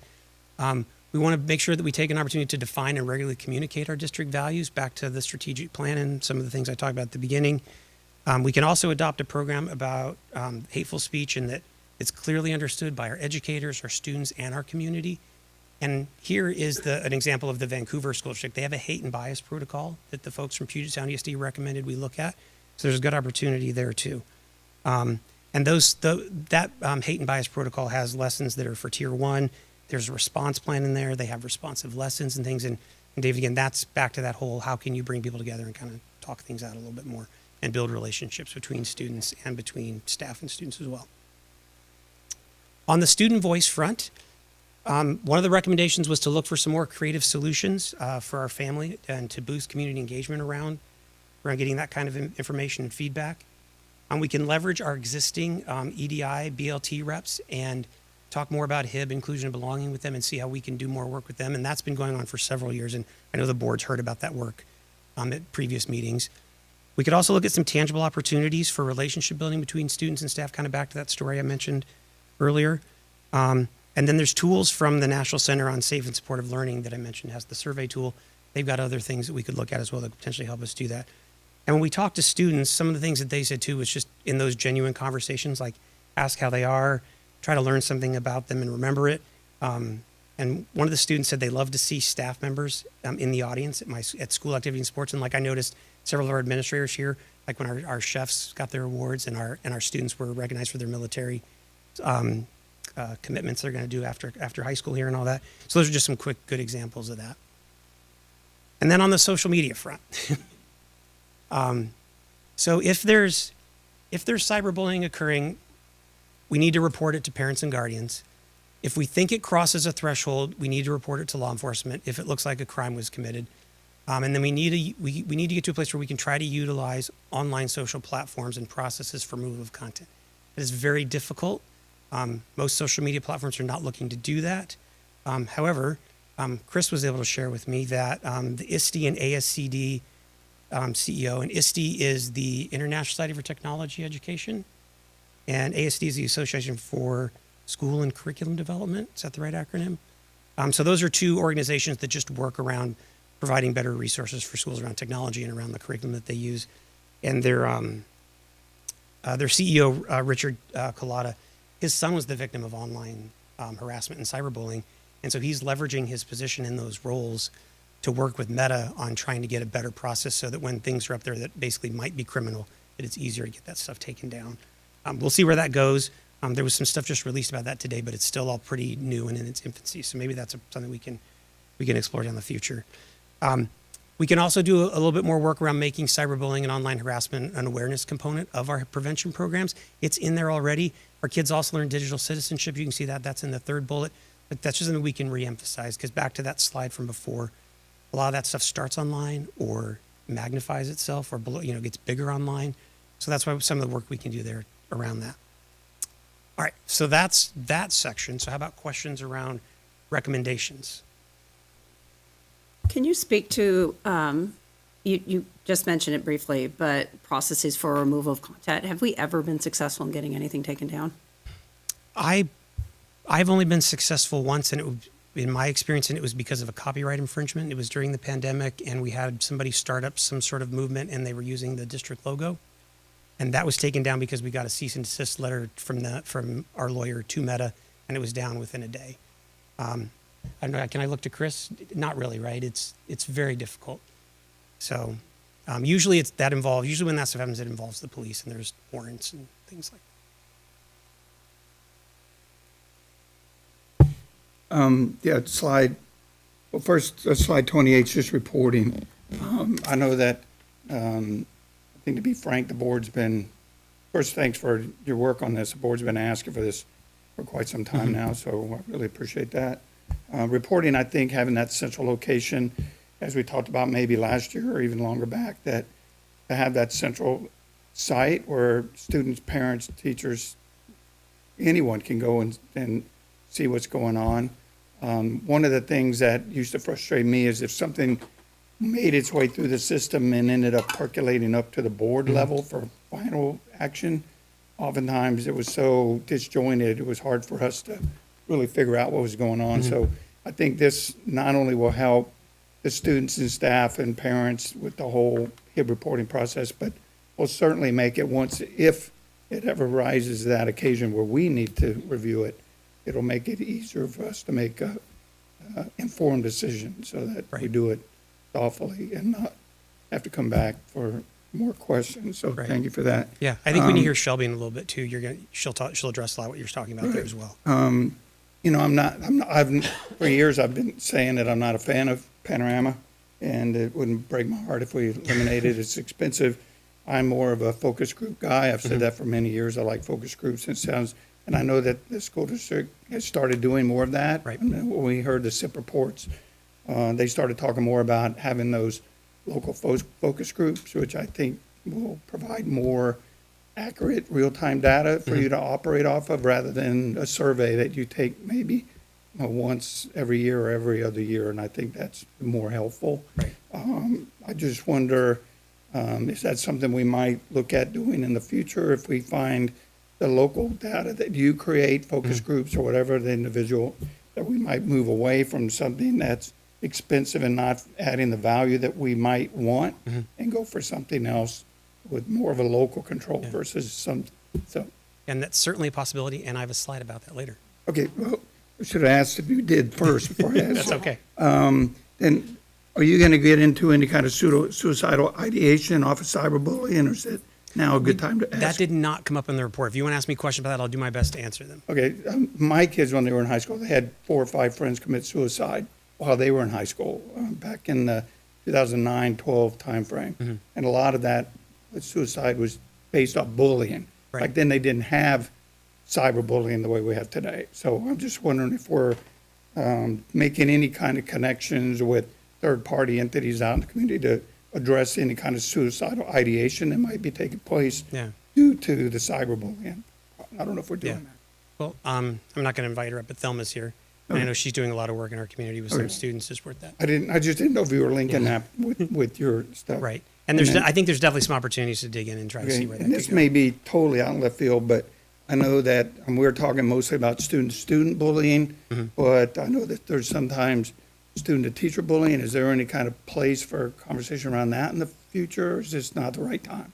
For sure, there is, and there's work here too around just relationships building, and when I get to some of the next work, and you saw that a little bit in the recommendations, that there's just back to that whole student voice piece too as well. Just make sure we're talking to students and interacting with them, and when there's good relationships between students and staff, those things tend to go away. Yeah, because I know there's level 2 trauma that happens to teachers based on some stuff, and I didn't know if tonight was the right time to bring that up. Right. So, right.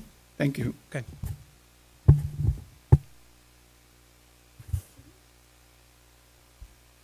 Well, one more. So we're talking about what can we do? And it seems like the exposure that our kids have to the environment, and I'm going to say like the rap music. I mean, I was listening to the words of a rap song not long ago, and it was, wow.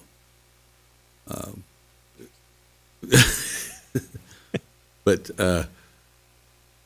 the kids are being exposed to this all the time. Plus, our autism rates are up. And those are the kids who are not adept at getting social cues. And so I know from a couple of the HIB reports that I read, there was a couple of them where the kid was on the spectrum and thought calling his friend the N-word was acceptable. But then there was a report, a HIB report, because so this kid thought it was okay because of the exposure to the environment that he's being put in. Right. So when we look at these trends and stuff, we got to be looking at that information too. Yeah. I think that's a really good point. There's definitely a lot of cultural influences that impact our students, right? Right. And whether it's music or video games, and there's been lots of reporting about all of that. And from a political perspective, you know, there's not nice things being said on the nightly news to people and things like Right. that. It's just something that seems to be very pervasive right now. Yeah. But kind of to your point too, that's the best thing about being in school. Yeah. Is that a student can do that. We can have a conversation with that student's parents. We can explain to them why that's not appropriate, why that's rude, why that's racist, why that doesn't build relationships. If a student's on the spectrum, maybe it takes them slightly longer to internalize that and change their behavior. But this is a good, safe place to make mistakes. That's why Yeah. it's But then he right? hears the other guy's buddy calling him the same thing. Yep. And it's totally acceptable. Yeah.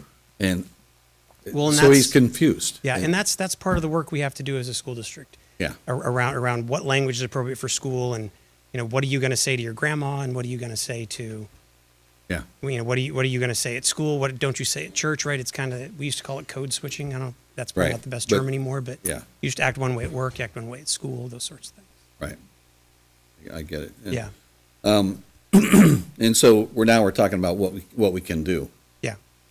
And some of the things, I read a book years ago called Tribes, something to that, and it talked about how we will always have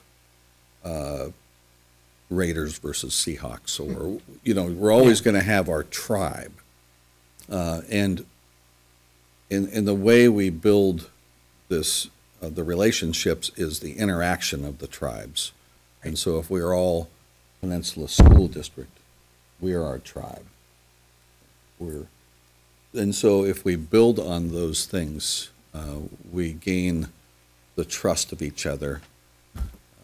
And so I love what we do with the clubs. Right. You know, because some of these clubs walk in, you see all these different kids, short, small, wealthy, poor, all together in some of the different clubs that are, so they're a tribe and they're all getting along. And so in my mind, when we look at what can we do, it's to continue to build our tribe and Right. all these different things that connect us together. Right. And we make sure that we include the poor kid and the racial, different races. And There's a lot of things we can do to build those relationships, and I have a slide about that a little bit later too. Okay. Which will be great. I'll shut up. No, thank you. All right. Okay. So like I was saying, in the midst of that whole review and interviews and everything else, Julie started the Bullying Action and Prevention Task Force. And so she's going to come up here and tell you about that. And you'll see that some of the things that were recommended in the report, we already started before the report was finished because we identified those problems. Back to what I said earlier too about there were some staffing changes made in this district to address those things too. So here's Julie to give you a good detail.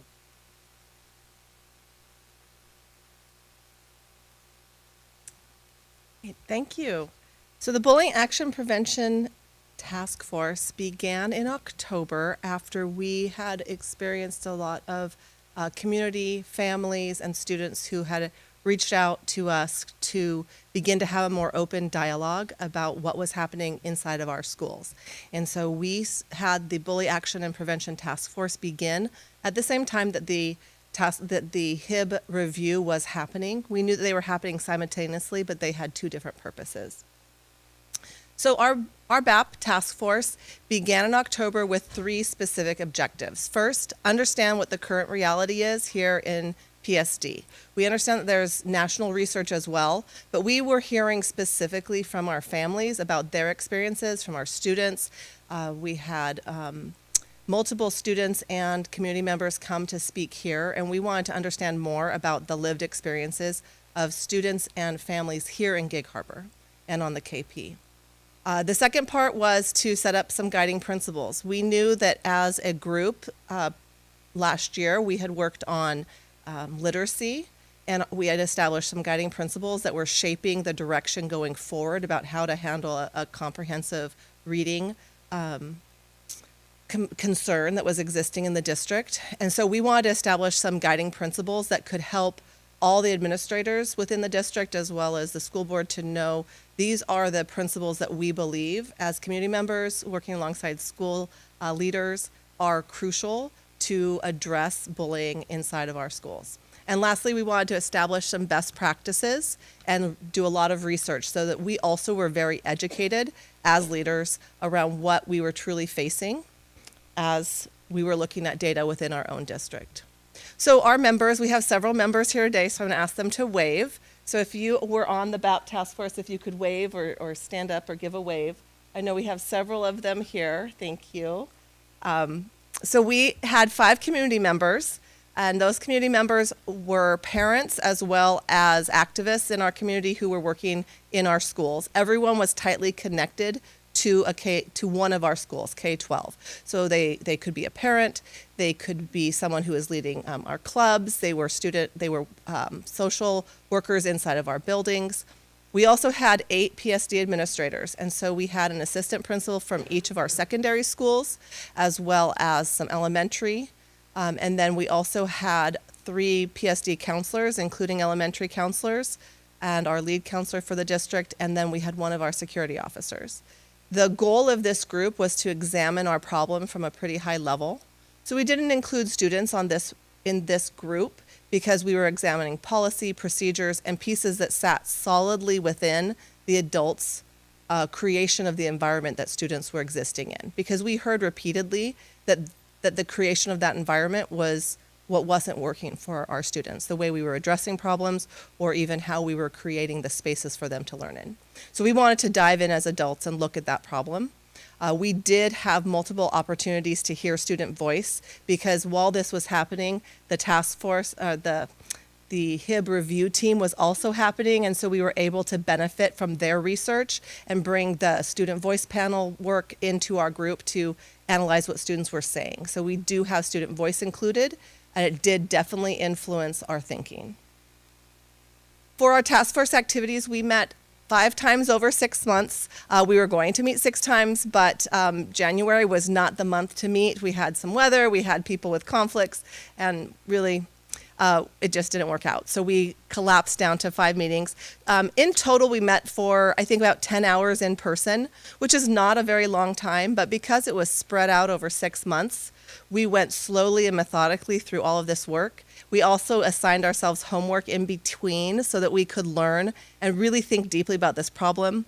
We know that as educators, we were also talking with our peers in between. We know our community members were living and experiencing life daily, and we're bringing in other things that they had heard from their peers, at the bus stop or at soccer games. And so really stretching those 10 hours across 6 months, while it was slow and methodical, we were able to create a lot of depth in what we were doing. So some of the things that we did was we started off with examining our practices. We also looked at policies and current procedures within the district. We looked at the current school board procedures as they related to harassment, intimidation, and bullying. For students, we looked at staff concerns and where are staff addressed in our policies, both as victims as well as what are we doing to make sure that staff are held accountable to being respectful and boundaries, etc. We looked at where does the community come in as far as civility towards our teachers. All of these were issues that came up throughout our conversations because they all impact the environment that we're all working and living in. So we looked very broadly, not just at the impact of individual students, but we listened to teacher voices, we listened to community member voices, because we know that this is something that we have to address as an entire community. It cannot be something that is a standalone 3207 is one of many policies that impact the way that we treat each other in our district, and so we looked broadly. We did talk extensively about cyberbullying because there's not currently a specific policy that addresses cyberbullying. We do not have one. We do not have a WASDA policy about specifically cyberbullying. Cyberbullying is typically embedded in 3207, and it also comes up in student handbooks, and it comes up in various places, but there is not one specific cyberbullying policy. So we talked extensively about the impact of it and where it butts up against what we are truly able to manage and stop as a community. We talked also at length about discriminatory harassment. And in another slide, you're going to see how we broke that out as a unique area of concern that we all held within Peninsula School District. We looked at our SEL curriculum, which currently our SEL curriculum, we have 2 different curriculums operating in our district. We have our high schools, which work on character counts, and then we looked at the specific lessons for HIB for secondary schools, and then the elementary schools, we looked at, what is elementary? Second step. And so for second step, they have a scope and sequence that we were able to analyze to see what does that address that we had seen in research says that we need to be doing. So where is there an overlap between what we're currently doing and the research that we learned was best practice, and we identified gaps. We did spend some time looking at handbooks and looking at PSD's handbook so the student handbook that's published online versus neighboring districts and what they put out there. And then lastly, we looked at our own student discipline. We did a fun activity where we had, it was a card sort activity where everyone on the task force worked to actually sort discipline incidences, the true write-ups. And we had to sort it and decide together, is this HIB? Is this inappropriate conduct? Is this inappropriate behavior? Is this violence? What would we categorize this in? Because we know that our families, and even in this report today, we know that the gathering of data is very important because it tells a true story. But we also know that when we're an administrator and we are making a decision about what bucket to put something in, are we labeling it HIB or are we saying it's inappropriate behavior, and where's that line? Because that would impact what we have as far as our data. So we know transparency is important, but we also experienced it ourselves how hard it is to categorize some of these activities that we're seeing. None of the things we read were appropriate. None of them were good things that kids had done. They were all real things. Some of them may have been categorized as HIB, but some of them we didn't put into the HIB category when we sorted. So again, a lot of it has to do with context. And through all of this, we read a lot of articles. We looked at websites. I would provide them with specific research articles around how researchers say to deal with ethnic bullying, for example, was one of the ones we read. We looked at things like stopbullying.gov. We used that as a resource. We looked at resources specifically in Indiana from the State of Education in Indiana, where they have really called out specifics for Indiana around how to address bullying. So we did a lot of learning. One of the things that we studied, this came up in a OSPI webinar from, there was an OSPI webinar specifically on bullying and equity in graduation and what was possibly a barrier to some graduation rate things, but there was a chunk of it specific about how to address bullying. There is a professor from Georgia Southern University, Dr. Eric Landers, who has been promoting and working with school districts to talk about this idea that you should be specifically addressing bullying through talking about how to address the aggressor, the opportunity, and the target, because that creates the opportunity for bullying to exist. And so we learned about that. That comes from work that he's meshing with research around how to stop HIB in schools with community policing work done by ASU. So he is merging the two together, and really we talked a lot about how do we address the target, who's the victim, both restoratively as well as preventively.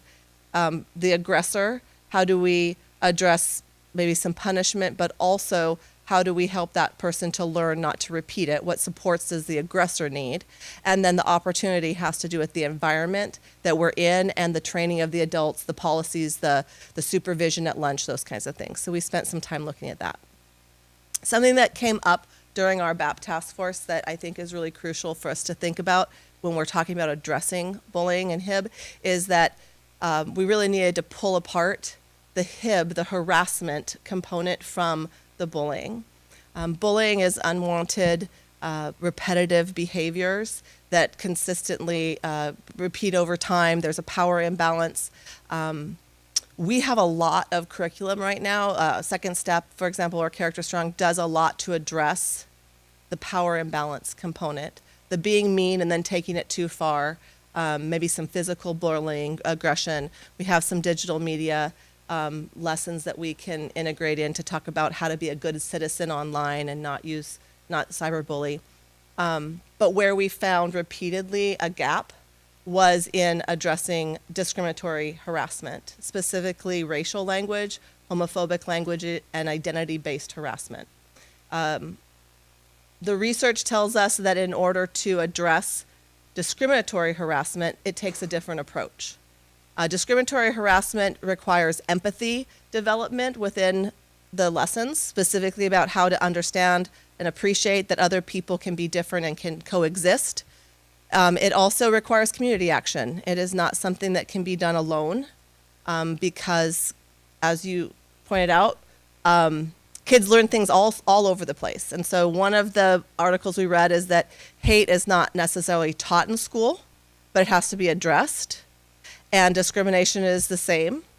It's not that students are not exploring language or, there's like exploration language, but it's really around the fact that discriminatory harassment has to do with learning that everyone gets to exist and they get to be who they are and you get to be who you are, and we don't get to harass each other based on our identity.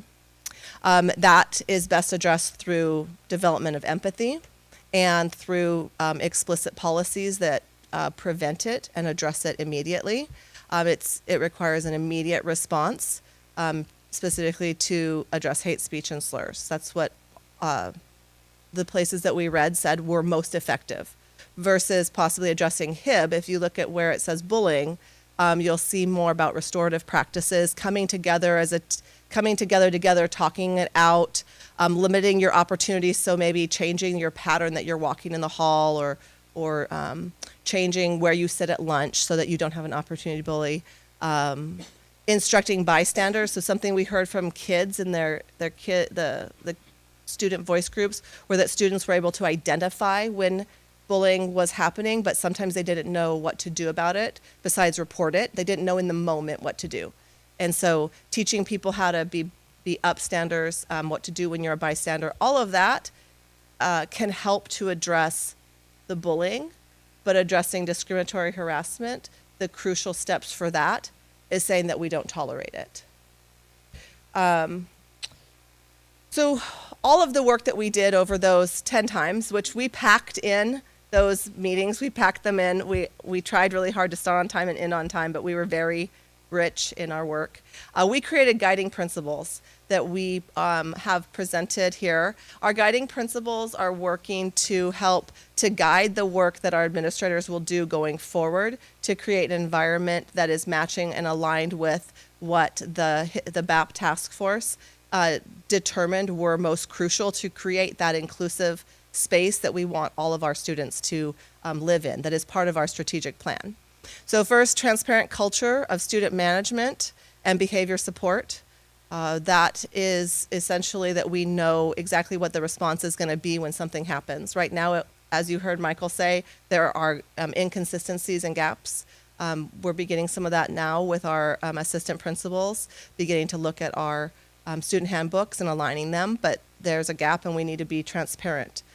We want to have commitment to professional learning. We know that educators want to address behaviors that happen in their classroom, harassment, etc., but sometimes they don't know exactly the skill that they need to either address it or to stop it. And we need to invest in some of that instruction, as well as learning about how do we teach in a way that is supportive of everyone's personal experience, any traumas, but also just that we acknowledge who they are as people, and that we make sure that when we are teaching, we are aware of all the people in our room so that they all know that they are included in the lesson that we're teaching. We want to ensure that we align our multi-tier systems of support. This is something that we have MTSS reps. We want to increase the amount of collaboration with them so that our systems are aligned, both for behavior as well as instruction, reading, and math. We want to ensure that we use data to inform all of our decision making, that it's not just how we feel about something, but that we're truly looking at our data. and we want to have consistent discipline and communication practices against all schools. We believe that with these guiding principles, guiding our work going forward, we would begin to turn the experiences that our students, particularly students who are facing bullying or harassment, we would be able to turn this so that they would decrease in our schools. We also came up with guiding actions that would help to lead us down that path. These are the 5 actions that we are going to be diligently working towards as a group. I'm not going to read each one to you because it fills the page, but essentially these are 5 actions that focus on a different area of each of our guiding principles. And so we know we want to establish ways for our families to know transparency. We know that we need to train staff. We want to be intentional that we create peer-to-peer connections for students all across our district so that we have empathy not just within our own, as you said, Chuck, tribes, but that we understand what's happening for everyone around us and across, that is inclusive across the school district boundaries. And we want to make sure that we always center student voice. So while students were not part of this group, they kept coming up in our group, and we know that we need any movements going forward need to center around students themselves so that we always keep ourselves in check with what students are truly experiencing. And lastly, we know that our HIB policies and procedures need to be continually reviewed and updated. In that vein, these are some policies which you have seen, policies and procedures. Our policies and procedures were some of them outdated. Some of them had not been looked at for a very long time. So we have brought us into alignment with these, with the WASDA's policies, ensure that there's procedures for each one of the policies that needs to have a procedure with it. In some places, we've looked at neighboring districts to ensure that we're aligned with our districts along this area, South K, Central, UP, places that are near us, so that we know that our students who may transfer will have had a similar experience. And finally, we did update our website. So this is a live website. A couple things that we did here was, let me see if this will open. Okay, did it open up there? No. So on the website, the under quick links, if you are able to go to the website, one of the pieces that we heard repeatedly from family and community members was that they don't know how to report when something has happened. So we've made 2 pages. One is the harassment, intimidation, and bullying page, and that is a page that will include specific buttons that you can push to lead to an email to us regarding your concerns. There's also a page called Report a Concern. And if you go to quick links, there's a button right there that says Report a Concern. And the Report a Concern page will take you to something that includes the emails, the designated emails for all of the different kinds of incidences that a family might have experienced, so that they know who they can reach out to immediately, so they don't have to scroll through multiple different emails or guess on the website who to talk to. So that is what we did as part of our HIB our BAP task force. Any questions? I have one question just about, sorry. Have you set some measurable goals for this work? So I'm thinking, of course, about student outcomes. Are you looking for a reduction in incidents or something that we can set a deadline and measure and see how effective this work is? So we didn't set any specific measurable goals. Mostly we set forward actions that we wanted to take with the goal that we would decrease overall HIB incidences within our class, within our buildings, and increase our sense of belonging. Mm-hmm. That was our ultimate problem of practice. One of the things to note is our data is not very clean. So it's hard to tell exactly what metric we would want to target. As far as like, it's not like SBA where we have really pretty clean data and we know where it came from, because we've changed some sister systems and now we're using Nav 360. We will have some benchmark data at the end of this year that is clean, which we can use to set us specific metrics. I think we've been using Panorama. I think that that's going to be changing. So we will be using a different metric for measuring our student inclusion. And then our hope would be that we would see an increase in students seeing that they belonged. And I'm hoping that there's a way to measure that we increase our empathy metrics to know that we understand that other people can coexist with us and be different than us, and that's okay. Yeah, that's great. I would love to see, those I think that- timeline goals, and even maybe participation in activities or clubs. I think that's a way that you can look at.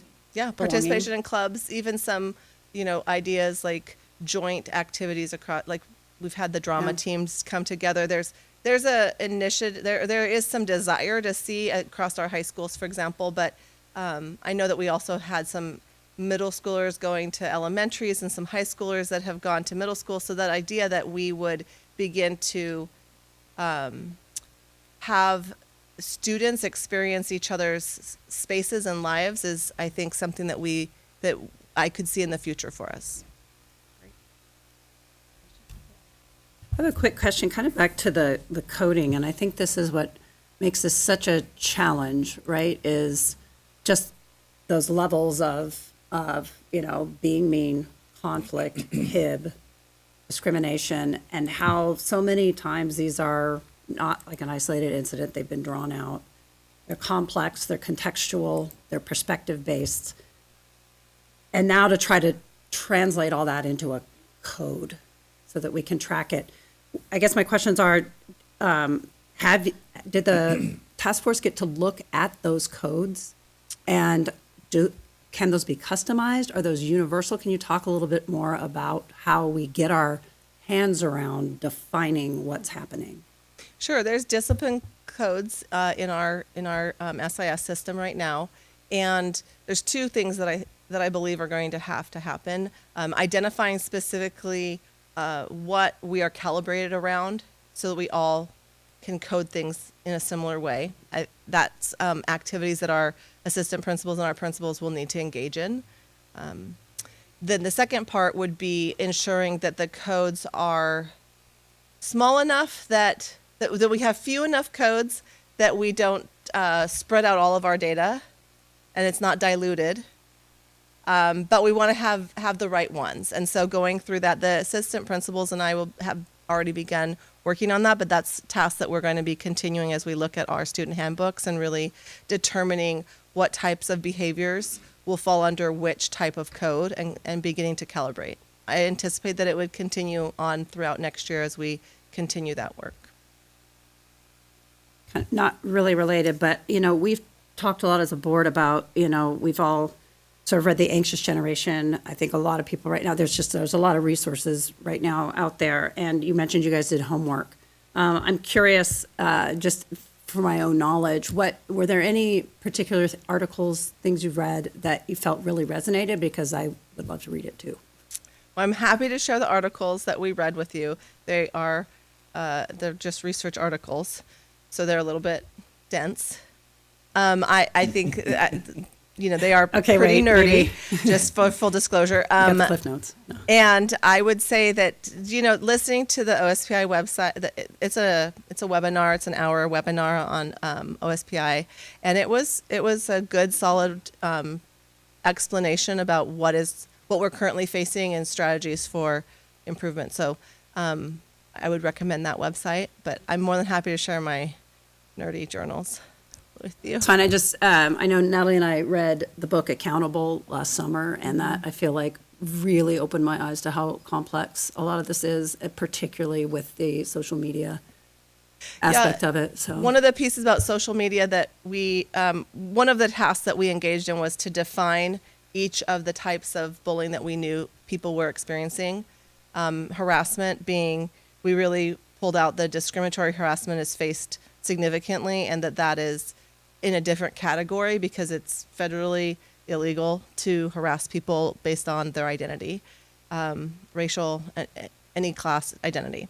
But then with cyberbullying, for example, it was interesting because we looked at a couple of resources talking about the impact of cyberbullying, and that Whereas with, let's say, traditional bullying, which doesn't happen as often anymore, like the kind that maybe happened when I was a kid, where you're like pushed into a locker or people steal your lunch money, those kinds of things aren't as prevalent.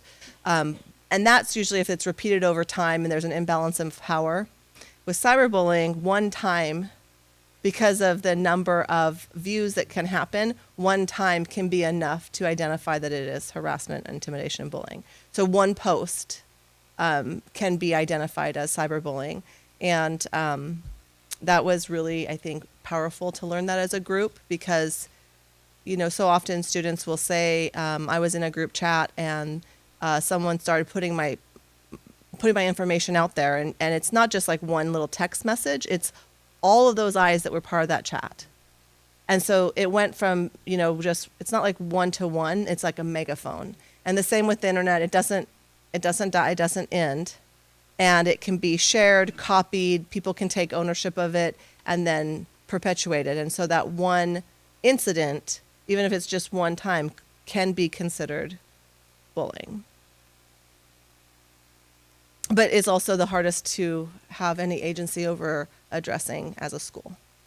And I think, you know, in the anxious generation, that's one of the things Jonathan Haidt talks about a lot, is how damaging that is for children, because they say over and over, the target goes back and it's there forever, and they just keep repeating and reliving over and over again. And I think that's why, you know, I know there's such a sense of urgency around how to get our hands around this, because it just never ends. And it's why we want to partner with families around that topic, because that's something that we have to engage with parents on.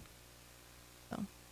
Findings, I know Bellevue has been recommended that we look at what they're doing. Do we know if they already have things like the coding that you're talking about? Do they have these systems in place? Is that something that we can just maybe? I don't know. I can look at them. I know that I've been looking at South Kids Up, and they do. Okay. And that's currently who we're using because they're closest to us, and sure. Theirs is excellent, and they're great. Good. So. All right. Yeah. So I haven't looked at Bellevue. I'm happy to look at it, but right now we're looking a lot at South Kids Up's model. University Place had done a lot of work on bullying and policies, procedures, and work and communication. So we looked at them also. They're right here with us, and so they were who we looked at. Okay, great, thank you. Yeah. Anything from students? Yeah, go ahead, Logan. I was just, and this might also be a question for Michael, but just to clarify, are these incidents being mainly handled through like principals and assistant principals, or are we also looking like maybe getting counselors involved or other student support staff? Because I know in the past, like the high schools have had like dean of students positions, which have also helped. So as far as the discipline, it's primarily, discipline is an administrator, but if it's restorative practices, teaching lessons on standing up, bystander lessons, that's also partnership with the counselors.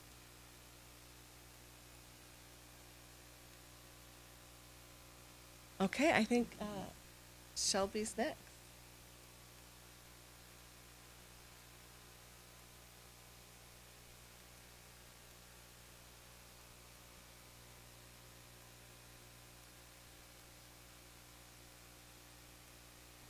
Okay, sorry, that whole not full screen thing was really bothering me. So, okay, so like I was saying earlier too, so Shelby's our paralegal. In that whole, we haven't been just waiting for the report. Shelby was hired this summer. She's done a lot of really great work to help address some of the things, specifically one of your questions, David, so you'll get to hear a little bit more about that here. So, please introduce Shelby to talk about her work.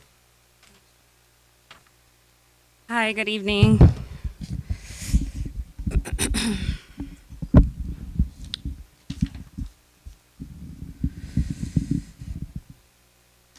Okay, so as everyone has already spoken about, my name is Shelby. I'm the paralegal for the district, but I'm also the HIB compliance officer.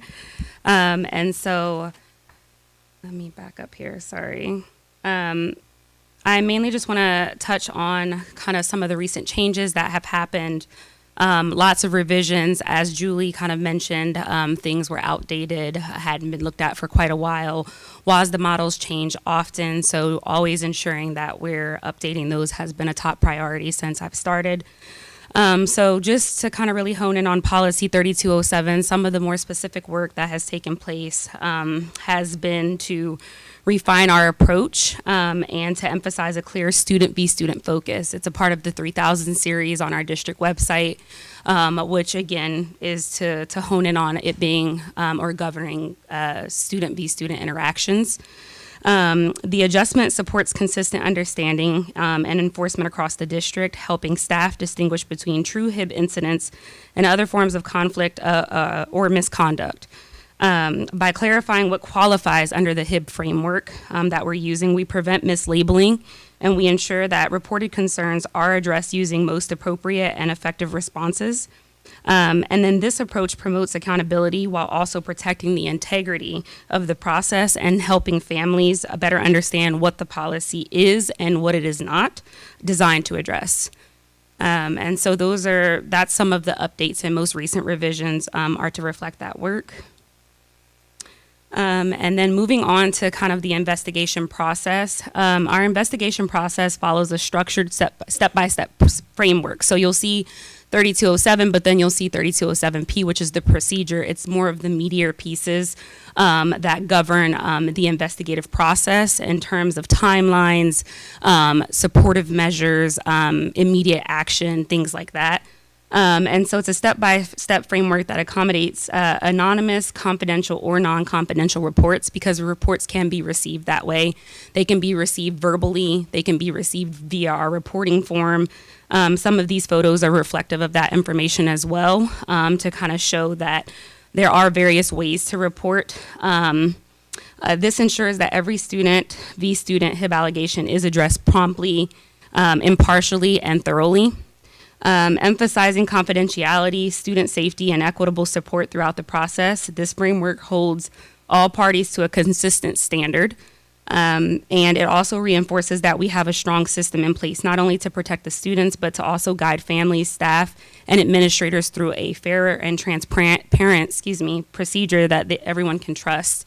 Again, it's ongoing work. It's not just a one-size-fits-all. As the climate changes, laws, things like that changing, it's something that we'll see update over time. But again, making sure that we're up to speed and as compliant as possible in the now is going to be the most supportive for all of our staff and students in the district. And then I know there's a lot of questions around like reporting. As it was previously mentioned by several individuals throughout, particularly Michael and Julie, we do have Navigate 360. It's a behavioral case management platform that is going to kind of be the meat of our data for this school year. Again, I started in the summer, so there's an accumulation of constant, HIB reports that are entered into that system. I've worked with our Chief Information and Security Officer, Chris Hagel, in terms of building forms in that platform and in that database. And it's mainly to not only capture the data, but there was a lot of confusion around some of the letters that we had that were going out in terms of like unsubstantiated, substantiated, what that might need or mean rather. And looking at it from a different lens. Of course, for me, I'm in the legal field, so I understand. And there's some words that may not be as clear and concise. And so we did work through updating the verbiage to reflect found or not founded, not more likely than not, things that would, be left open for interpretation or cause confusion. I know that was something that was major when I started.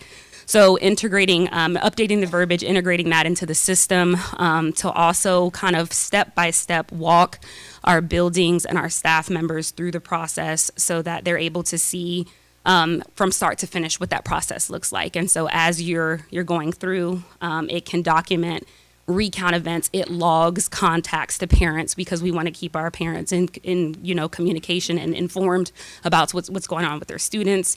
We want to make sure that there's an accurate recount of that process to ensure that, again, it was fair and that it was precise and that it was thorough, things like that. And so that is part of one of the systems that we use in partnership, as Michael mentioned, with the Sandy Hook Promise and the Washington State Attorney General's Office. Hear Me Wah was adopted, and how it is designed is that we can basically merge a case, like if an anonymous tip or any type of tip comes through Hear Me Wah, we are then able to transfer that case number into Navigate 360 and then build off of what that tip was. And when those come in, they are triaged by a call center that was designated by the state. And dependent upon the information that is retrieved during that call, whether it be anonymous, confidential, non-confidential, it really just depends on the person that's disclosing. It can then be funneled and rolled into Navigate 360, and it'll also alert involved parties based off of like a threshold. So like if it's an imminent threat, notifying law enforcement, administrators of that building. If it's to a respective building, sometimes we get complaints that aren't necessarily specific to one of our buildings, but more of something that's going on, like maybe in the parking lot or activity, things like that.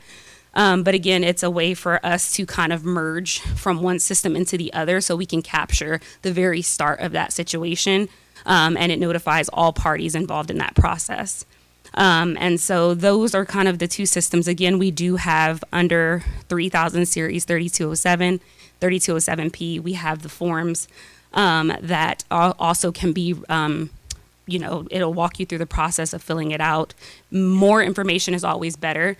Again, we receive anonymous tips. We don't frown upon that, but it is harder to walk that process when you don't have as much details because you have timelines that you have to meet, things like that. So just really making sure that you can kind of collect as much data as possible to help not only triage but assess and walk the investigation is important. So as mentioned, with the data for Navigate 360 for data compliance and continuous improvement, our reporting framework not only streamlines compliance with the state and federal requirements, but it also provides meaningful data that allows us to monitor the frequency and severity of incidents over time, which is crucial and essential to the framework for 3207. In addition to the insight helps us identify patterns, target areas of intervention, and make informed decisions that directly impact the school climate and student safety, which is our top priority. By aligning our process with mandated reporting systems, we're ensuring transparency, accountability while also using the data to build a safer, more supportive environment for all. Next steps and kind of like upcoming work, we're always trying to strengthen our practices and our approaches through ongoing support. The accurate use of the district reporting form and or reporting methods. So again, we can take it verbally, we can take it written. The accurate use of the district reporting forms allows us to maintain consistency and integrity across all buildings. I think that's paramount to what we're trying to do here is to every building has different needs. They cater to different audiences from primary to secondary, but being able to remain consistent in our processes and our practices, adhering those policies and procedures is going to be crucial. But it maintains consistency and integrity across all of our buildings while continuously monitoring and helps us assess where processes are working or where they're not. And that's how we can better assess the future needs for those buildings, for our students, for situations. It's all about the data collection and where additional support may be needed. This proactive approach allows us to identify barriers early, provide targeted guidance, and ensure that every school is equipped to respond effectively. Ultimately, this reinforces a culture of prevention and responsiveness where staff, students, family are confident in the process and that our students feel safe. And that's what I have for you guys. Any questions?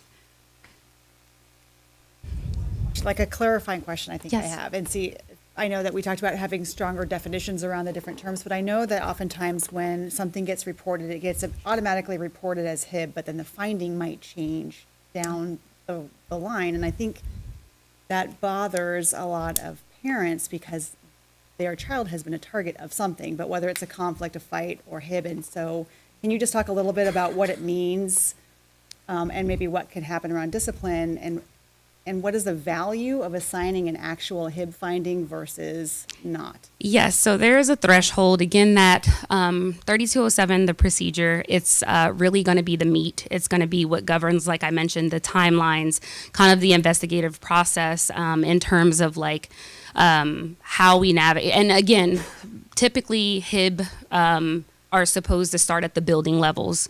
So whenever a HIB complaint comes in, depending upon the report, and also a reason why we've reworked some of our processes is that they've been starting at a point where they've bypassed everything, all the potential supports or the measures that could potentially be taken or to triage the situation. They've bypassed that. And so we've really been working with the schools, the administrators, staff, to really kind of rework that, because we want to be able to provide that support at a level where it's within, because there's more of that relationship, that connection, and it leads for more restorative measures to be taken versus when it becomes inflamed or engulfed, and we're just trying to figure it all out, right? Like the pieces start there. So I do know that we have worked on that. It's ongoing, but in the buildings, that's kind of typically how it starts. And then moving forward, and I think I might have got a little sidetracked, sorry. No. I think the goal is to kind of refine more of our processes in the future to kind of assist. There's lots of questions around it, like what rises to it, things like that. We try to have our administrators to kind of assess on a first case-by-case basis. Usually just because someone says, hey, I'm harassed or bullied, you have to triage it at the start, right? So there's a threshold that has to be met in terms of like if it's, a power imbalance, if there's any type of pervasive or consistency in it. And that's a part of the data that we've been working on as well, is to be able to speak to those for future needs if we have to re-reference that. But again, it's kind of a case-by-case basis. But once a complaint comes in, we don't get to just dismiss it and say we're not going to assess it. We do have to assess it up against that policy and procedure, and then determinations are made from there. And then, like I said, the process is designed to start at the building, and then as the building needs support navigating it, we can then go from there and work our way through the process up to and leading to an appeal if it should arise to that situation. And then as far as supportive measures, like that's the first line approach, which is, again, while I'll reiterate the importance of it starting at the building level, is to give administration, counselors, the principal, the assistant principal, staff, kind of putting them on notice saying, hey, this is going on. How can we work together to support this student? How can we work together to provide supportive measures? What does that look like? The best to kind of, would be the collaboration of parents in addition to the students, and just really looking at what's going to work best. Sometimes there's the need for immediate supportive measures like movement, changes of schedules or class, things like that. But then it could also, be something where it's like, okay, we're going to walk this, and just maybe if you share recess together or something, separate. There's lots of different ways based off the audience or the individual, the victims, and then the level of bullying, harassment, or intimidation that's being experienced. Yeah, okay. Other questions? Anything from students? Well, I think this is your first presentation to the board since Yes. you've been here, so Yes. welcome, outstanding. Thank you. And I also want to say thank you for all the work on policies, because as you've mentioned, we've had a lot of things out of date. I know Jenny's been working really hard. We're working to bring ourselves into compliance, but it is not as easy as just updating something. So thank you for all the work, because I think we're actually getting really close to Yes. being in full compliance with everything essential. So we appreciate that. Absolutely. Happy to be here. Thank you. Thank you. She passed her first bill, What's that? like on Capitol Hill. Oh, yeah. Passed her first. Right. So the last piece of this tonight is just some of our future work. But this will be quick. We're still going. It's We're a still long going. night. Yeah. So, and a lot of what I'm going to talk about here over these next couple of slides, you've already heard from Shelby and from Julie. So some of this will be a little bit of a repeat. So the first thing is some work for the superintendent and for our cabinet, right? So obviously, we're going to need to dig into the report, review its recommendations. Included in that is some of the work from Julie's team, because she's been kind of sitting with that information for a while we could present it all at once. And you can see there too, part of that is assessing the current state of HIB and PSD. Julie's task force did a lot of that work already, so we'll tackle that kind of in conjunction there. We'll look at the work that's underway. That's why you heard from Shelby. So basically just kind of assess where we are, and then we're going to build a plan for 25, 26 and beyond, kind of along the lines of what you were talking about earlier too, Natalie. From a communications perspective, again, you heard Julie talk about this. We need to revise and update our handbooks for 25, 26. That's actually already underway. We've got a team of district and building level administrators. They're already hard at work on that. And then we need to do some changes to the website. And again, we've got that new part of the website that's up that you heard Julie mention as well. From a discipline committee perspective, again, Julie mentioned this. We've got a committee working that's composed of district admin, some assistant principals, deputy principals. They're looking at our current practices and process. You heard Julie mention South Kitsap's work there. And so we're working on definitions, recommendations, alignment, and consistency. And we're actually going to do some of that work tomorrow because we actually have a meeting with the assistants and deputies tomorrow morning. And then on the training and professional development side, things we already talked about, right? We're going to look at making sure that there's consistent use of second step and character strong. We need to look at how we're addressing harassment and slurs, and some of that we have no tolerance for that, and that we address that stuff immediately, like you heard Julie talk about. There's restorative practices again, and we mentioned what that was earlier, but I also want to take a moment that picture that's on the slide there. Remember, we had the Gig Harbor basketball, Lincoln basketball incident. So, and we did a press release about this, but it didn't really get picked up by our media outlets.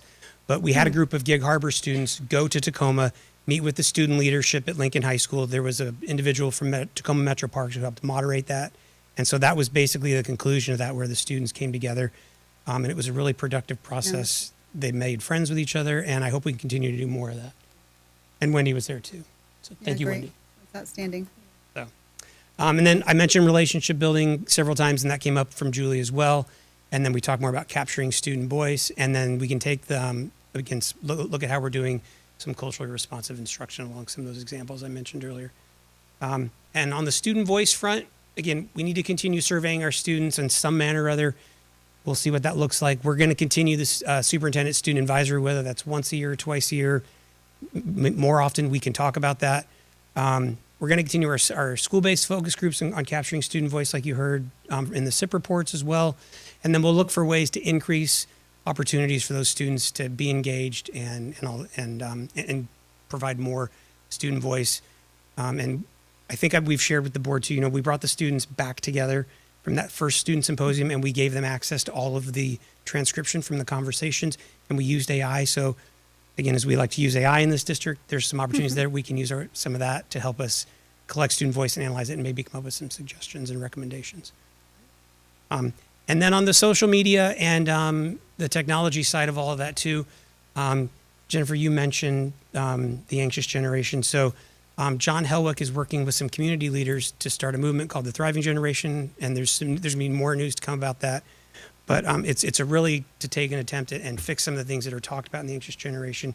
But really, it's just about a healthy use of technology and having a balanced digital life, and then helping parents be aware of the fact that, right, we've put all these fence posts around our students in the physical world, but we just hand them a phone and just say, go nuts, right?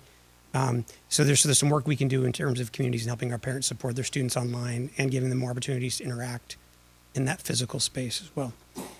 And then last, again, I want to reference the new website that you heard Julie talk about. And I also want to share that a copy of this report and the full version of the HIB report from the Puget Sound ESD will be on that website no later than Friday.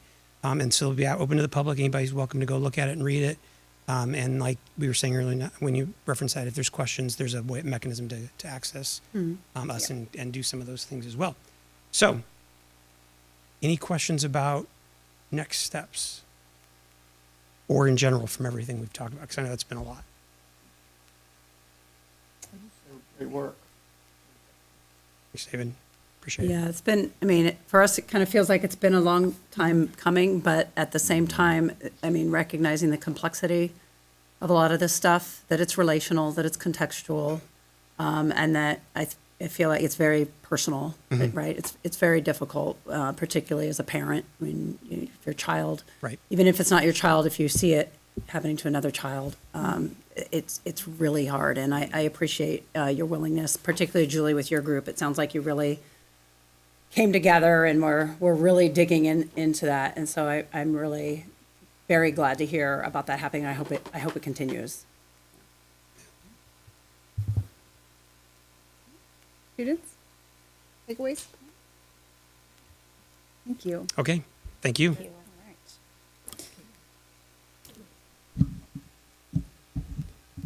You want to take a break? Okay. Okay. Thank you all for hanging on. We still have quite a bit in front of us. We're going to roll on to item 5, which is our student representatives to the board report. So I think most are still here. I'm not sure if Lauren went. It's been a long night, but is Lauren here? Okay, great. How about if we start with Gig Harbor tonight, and then we'll get Lauren a chance to get settled, and then. Oh, you want to go first, Lauren? Okay. I know. Thank you for your patience. It's been a long night.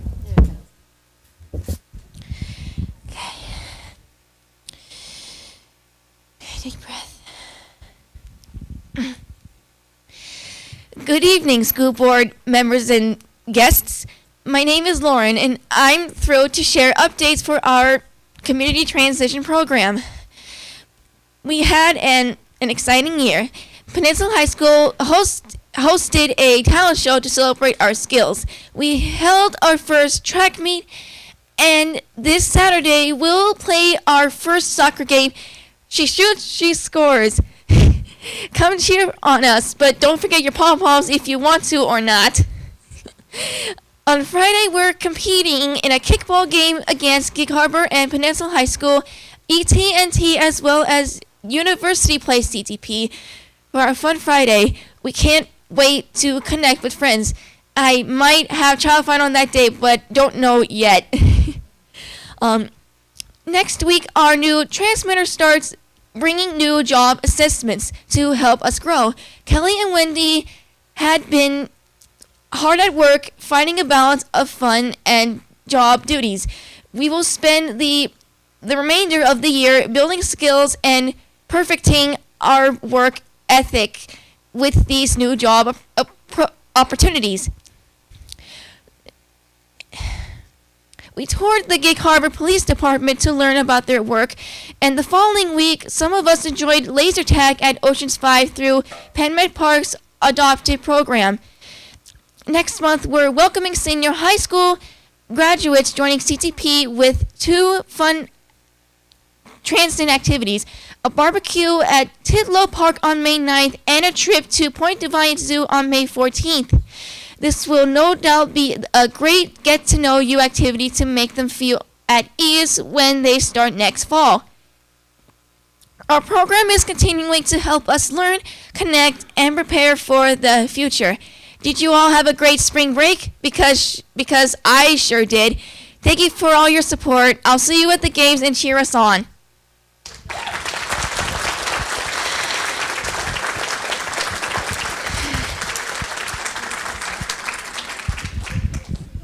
All right, I'm Logan Toms. I'll try to be pretty quick with it. It's a bit late. I'm the senior rep at Gig Harbor High School. I hope everyone had a great spring break. Just some general stuff happening at Gig Harbor High School on April 24th, or in 2 days. Gig Harbor High School is holding a field trip to Olympic College in Bremerton for a healthcare career camp for aspiring healthcare workers to get them to really see what the pathway looks like and what steps they can take right now.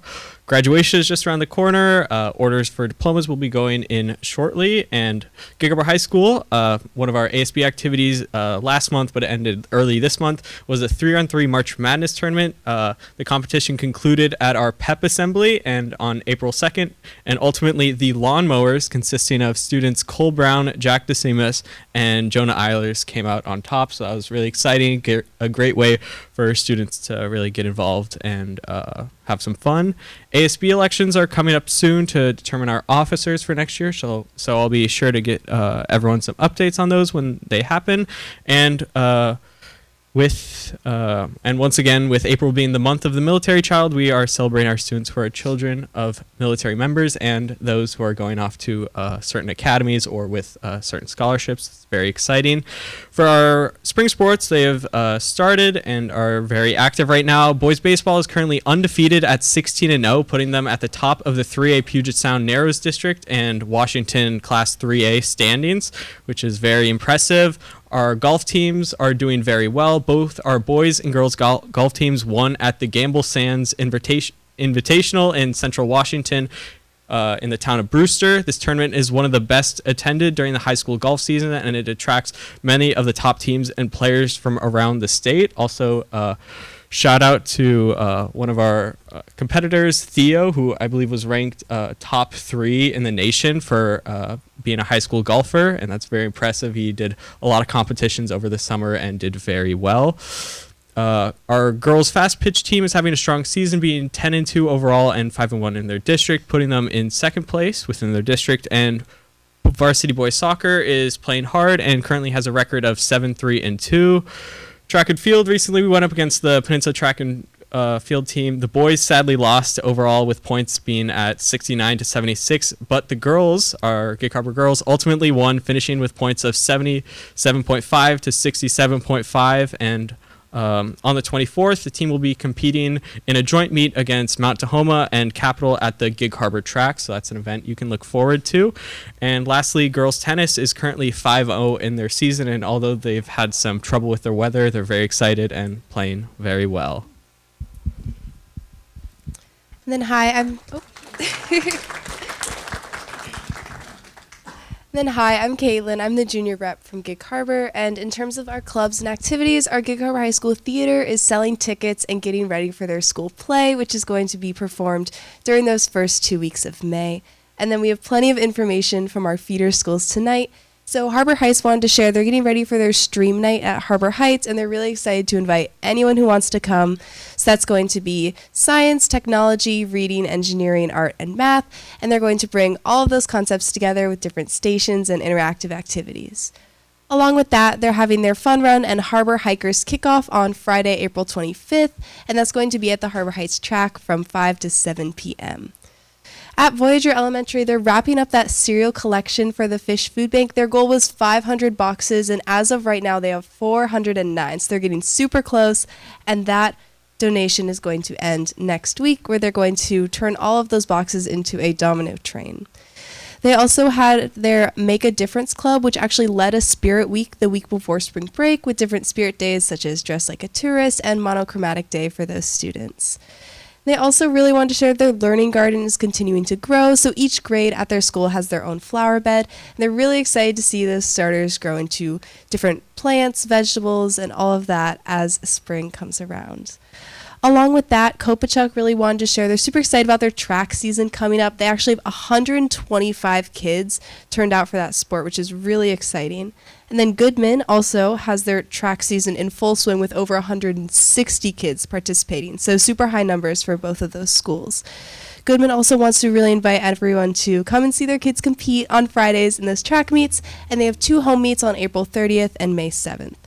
They've also had a great showing of watchdogs and mama bears show up to Goodman to help volunteer with students, and their science team just wrapped up their March Mammal Madness, and they're starting the Surviving with the Sound with their salmon work, which is super exciting.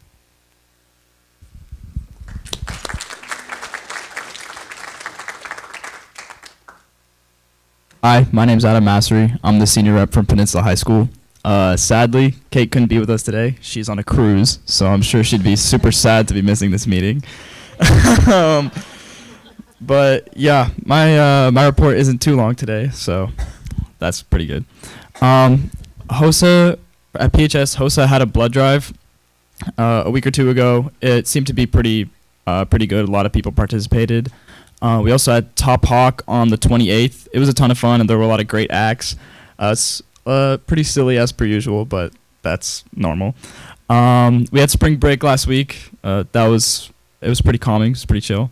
And next week we're gonna have our math SBA, so that's gonna be block schedule, which is people are 50-50 on block schedule, but I like block schedule. I think it's nice.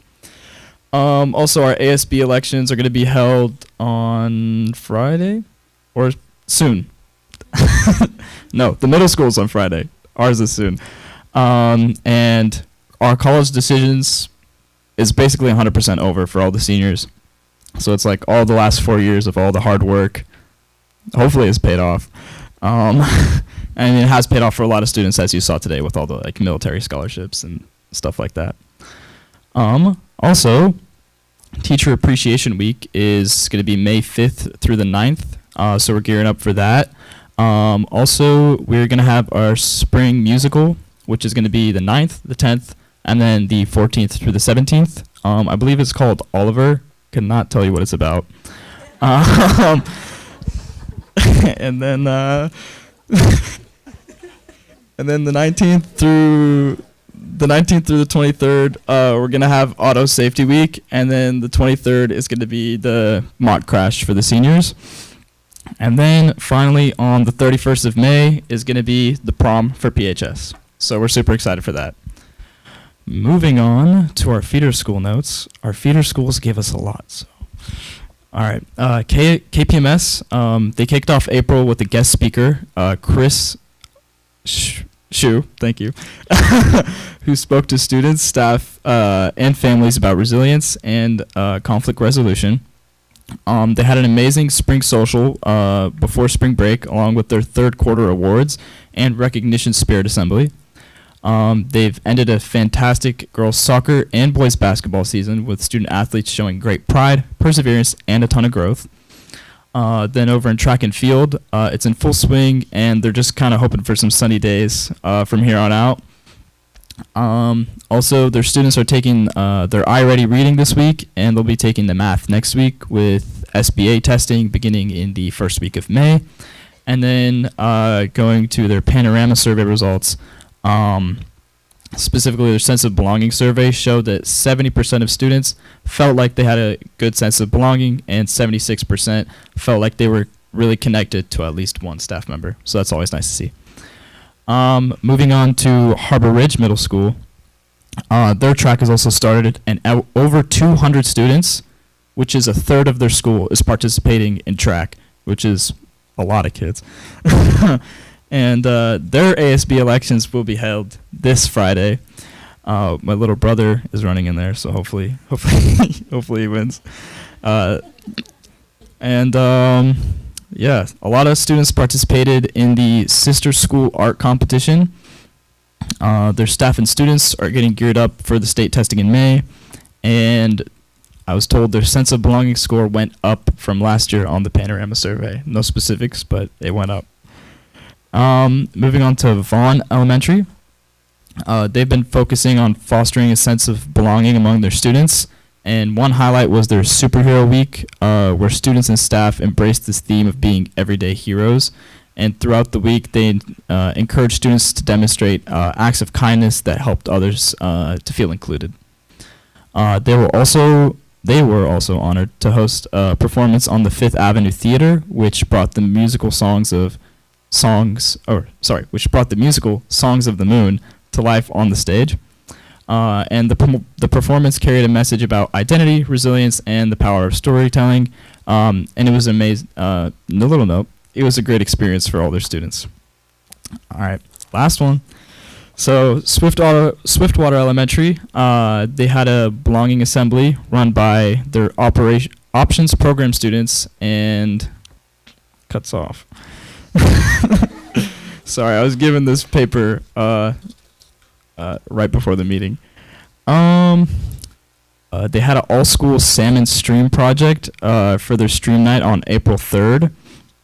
And they had a lot of learning projects leading up to this event. They had over 700 visitors came to see it with salmon-connected projects. And then their stream night also brought in 20 community booths, interactive booths for our families, for their families to be inspired learners. And then they had a military child luncheon for 50 students with an active duty family. Then last thing, moving on to club activities. They had Girls on the Run, which was 28 students after school. They had orchestra, which was 11 students from 2nd to 5th grade. And then Spanish after school club was 16 students on Wednesday afternoons. And then they have an astronomy club, which is 20 students on Friday mornings. So that's everything from Swiftwater. And that is my report for the night. Thank you all.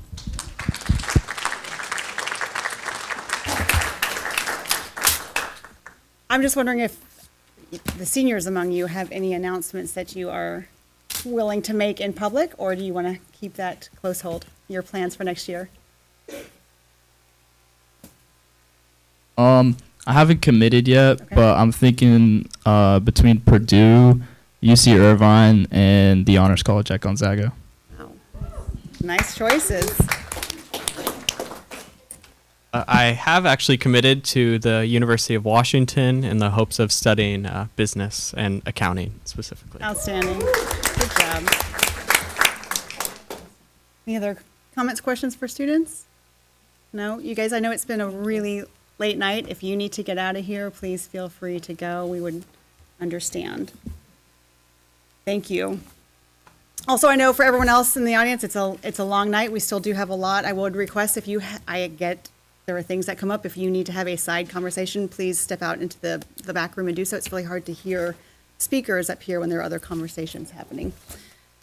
So, moving on to, let's see, item 6. We have comments from the community. These are on agenda items only. So as you know, we have 2 distinct periods for comments from the community. The first will be on agenda items, and then later in the meeting, we will have an opportunity for those wishing to speak on non-agenda items. So this evening, we have 3 people signed up to speak on agenda items. All of them are signed up to speak on item 4.6, the harassment, intimidation, and bullying update. So when I call your name, please come to the podium. You'll have 3 minutes to address the board. Please introduce yourself, and you will see your timer displayed. If for some reason you hit your 3 minutes, I'm going to have to cut you off, but please know that you can also submit your comments in writing as well. First up this evening, we have Chris Doherty.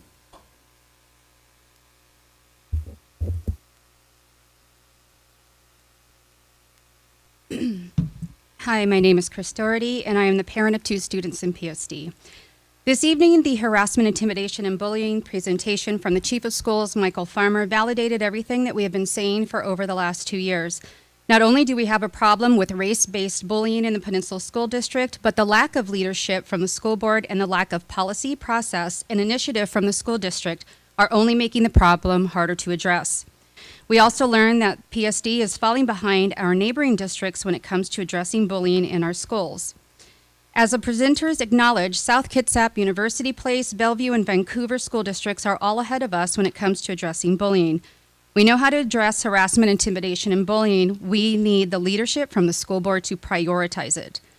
The presentation tonight reaffirmed long-held beliefs that 1, bullying is on the rise. In fact, the instances of bullying have nearly tripled in the years that we've been raising issues to this school board. 2, the school district has not done nearly enough to develop a consistent system for tracking instances of HIB, and this lack of transparency is making it hard to address the root causes of the issues. We cannot fix what we cannot see. 3,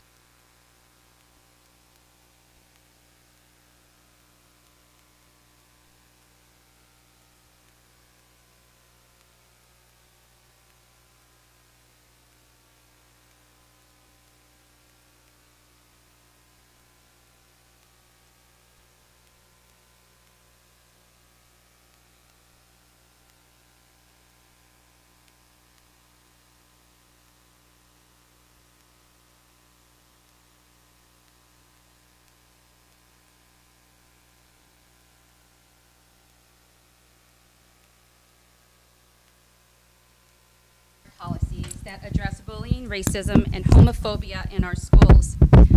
We don't need excuses. We need action from the board. We need specific, measurable goals, and we need new policies that actually make a difference in our schools. And none of this would be possible until the school board gives bullying, especially racist and homophobic bullying, the attention it deserves. And lastly, as a woman of color, I am shocked and deeply concerned that a sitting board member would blame rap music and autism to minimize the impact the real issue of racism is having in our schools.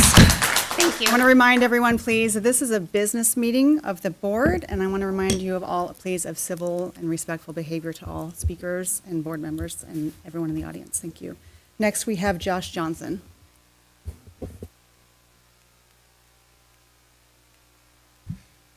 Once again, I'm here to ask the board to follow its own policies and the law.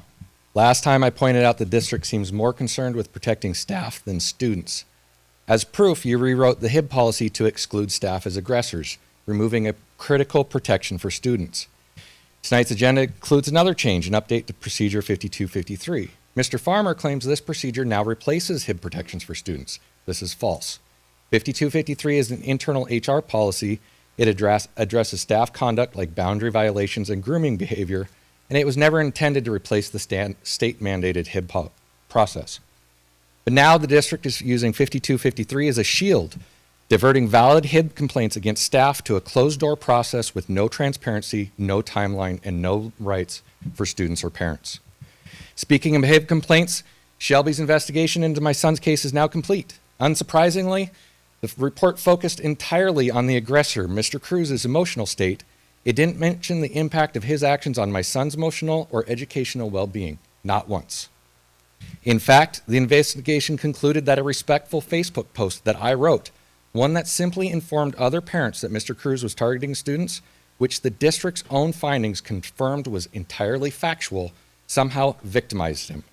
They say it was so serious that staff were sent to a different campus to warn administrators about the safety of Mr. Cruz's children. Meanwhile, Mr. Cruz's behavior, publicly accusing students without evidence, isolating my son, retaliating against others, was deemed not harassing. This is why the district rewrote the HIB policy to exclude staff. If anyone wants to read the post that supposedly endangered a teacher's family, it's up at fixpsd401.net.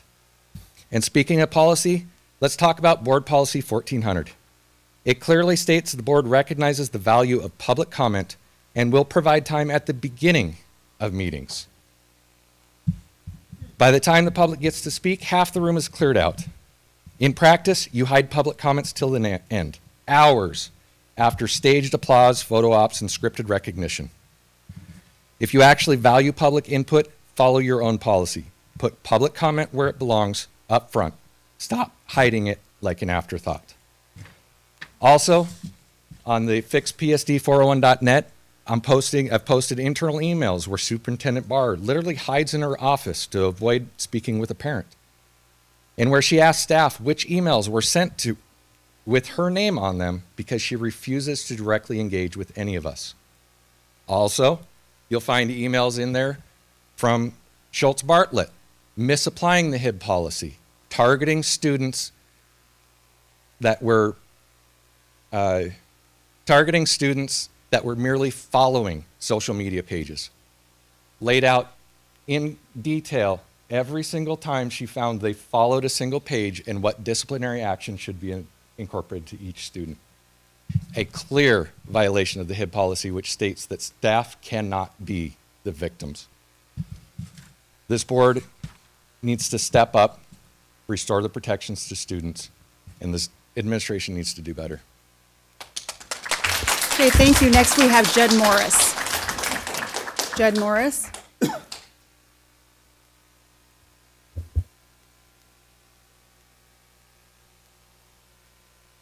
Good evening.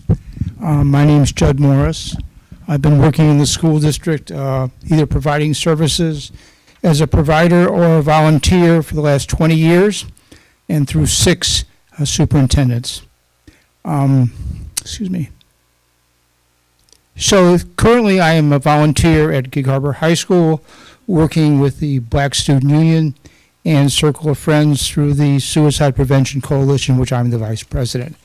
Now, I pretty much had a speech here that I crossed through most of it, but I'd like to give you what some of my experiences or my thoughts on this. Policy and procedures are very important, but more important are how they are followed and how they are implemented. And I'd like to respond to some of the comments from the board here. My impression is that 99% of the students of our school district are smart enough to know that hate speech is wrong. And they know that Nazi salutes and being called and having their other peers called the N-word is wrong. We know this, they know this. They know that they shouldn't be saying that, whether it be in school or on the playground. I'd also like to comment to David Olson. David responded, asked if suicidal ideation was increasing due to harassment, intimidation, and bullying.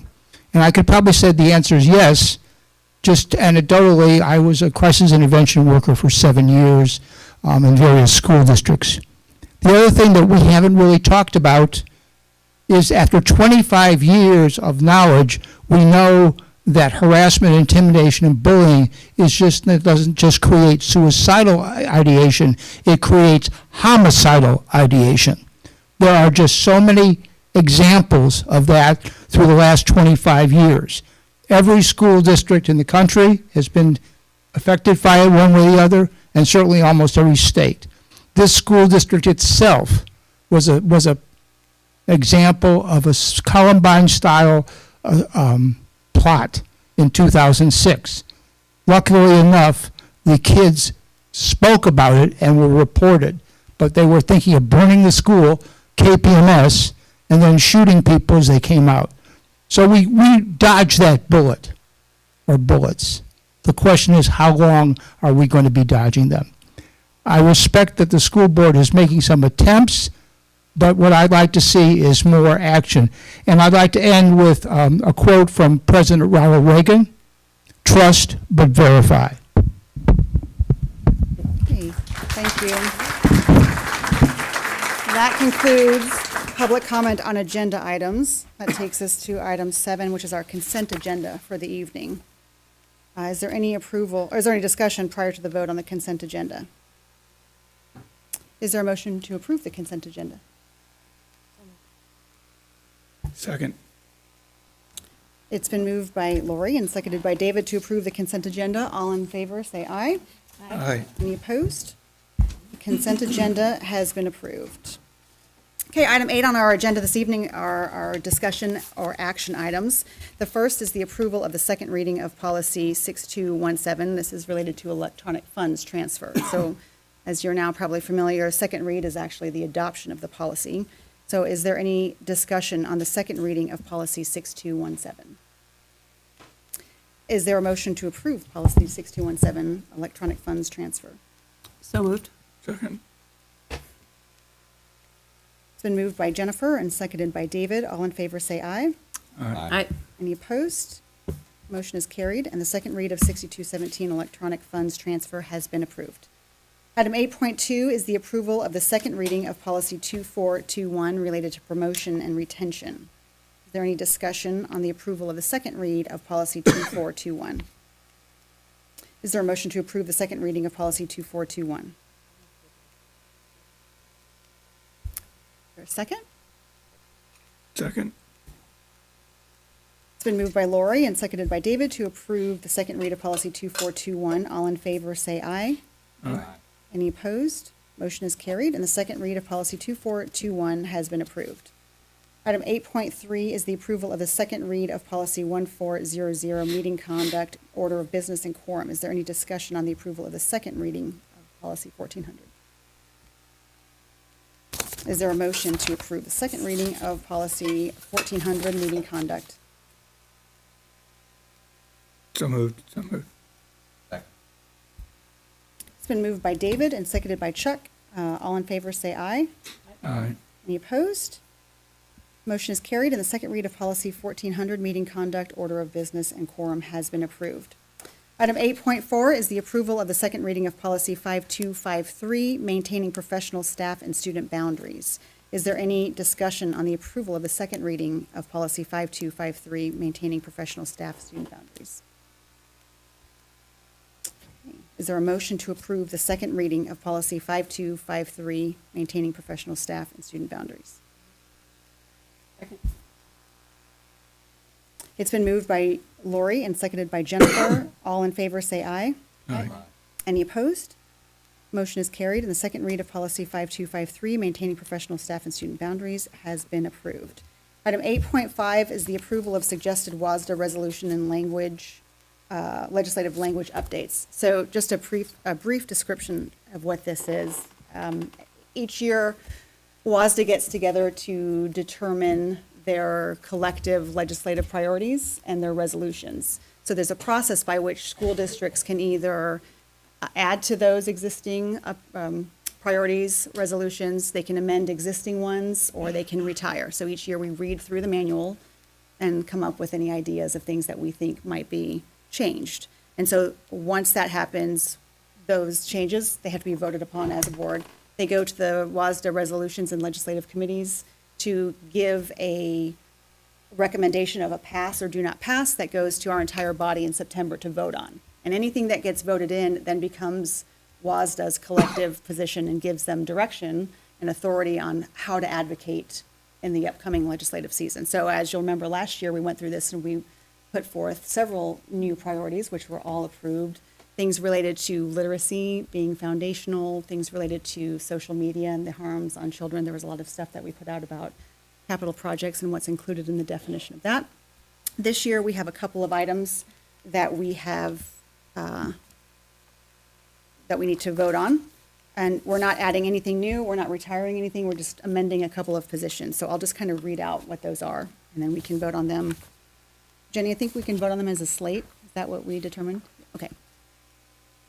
The first one is currently titled Routes to Professional Certification. The existing position says, WASDA supports all pathways to professional certification that meet state and federal requirements, including traditional and alternative routes to a certification.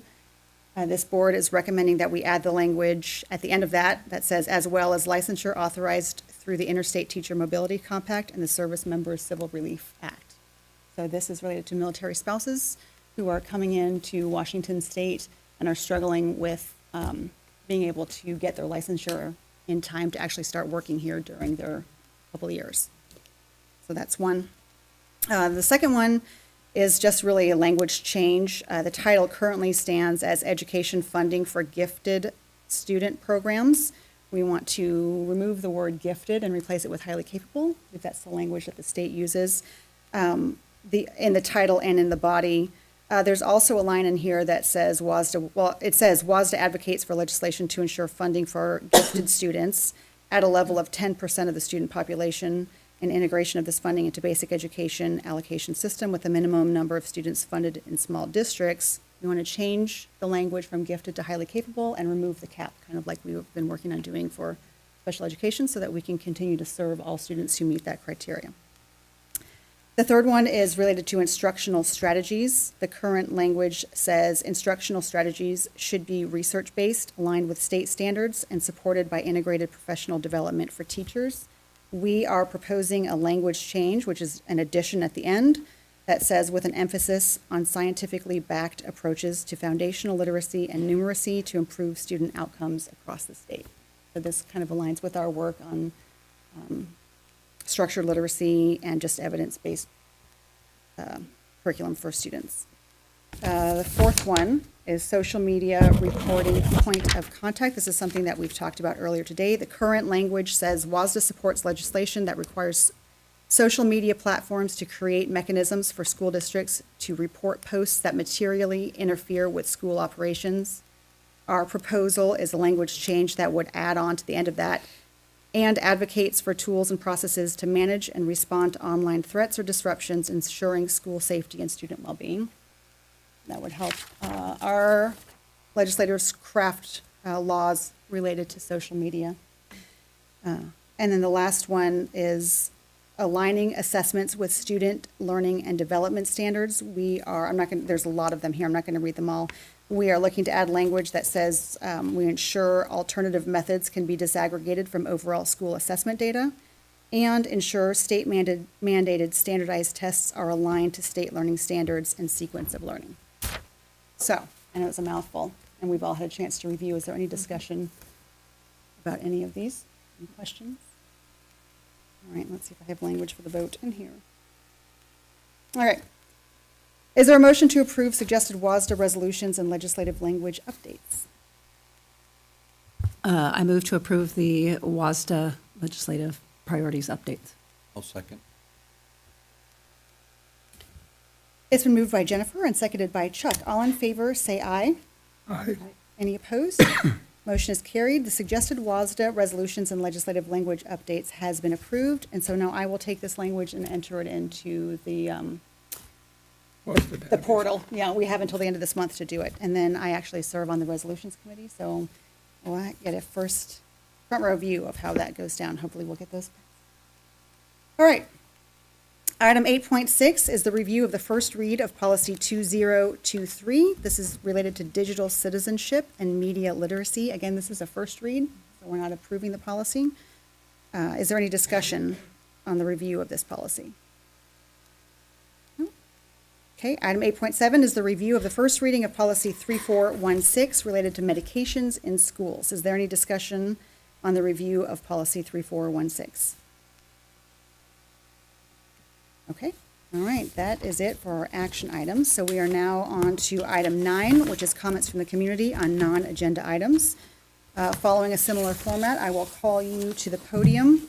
You will have 3 minutes to speak. I want to remind everyone that you are representing yourself in your comments, and please remember to be civil. Comments should not be abusive or personally directed, and you will have your timer up here on the computer screen. If you can't get your comments in with 3 minutes, I will cut you off, but please know that comments can be submitted to the board by email, and those are also part of public record. So first, this evening, we have Jessica Gamble.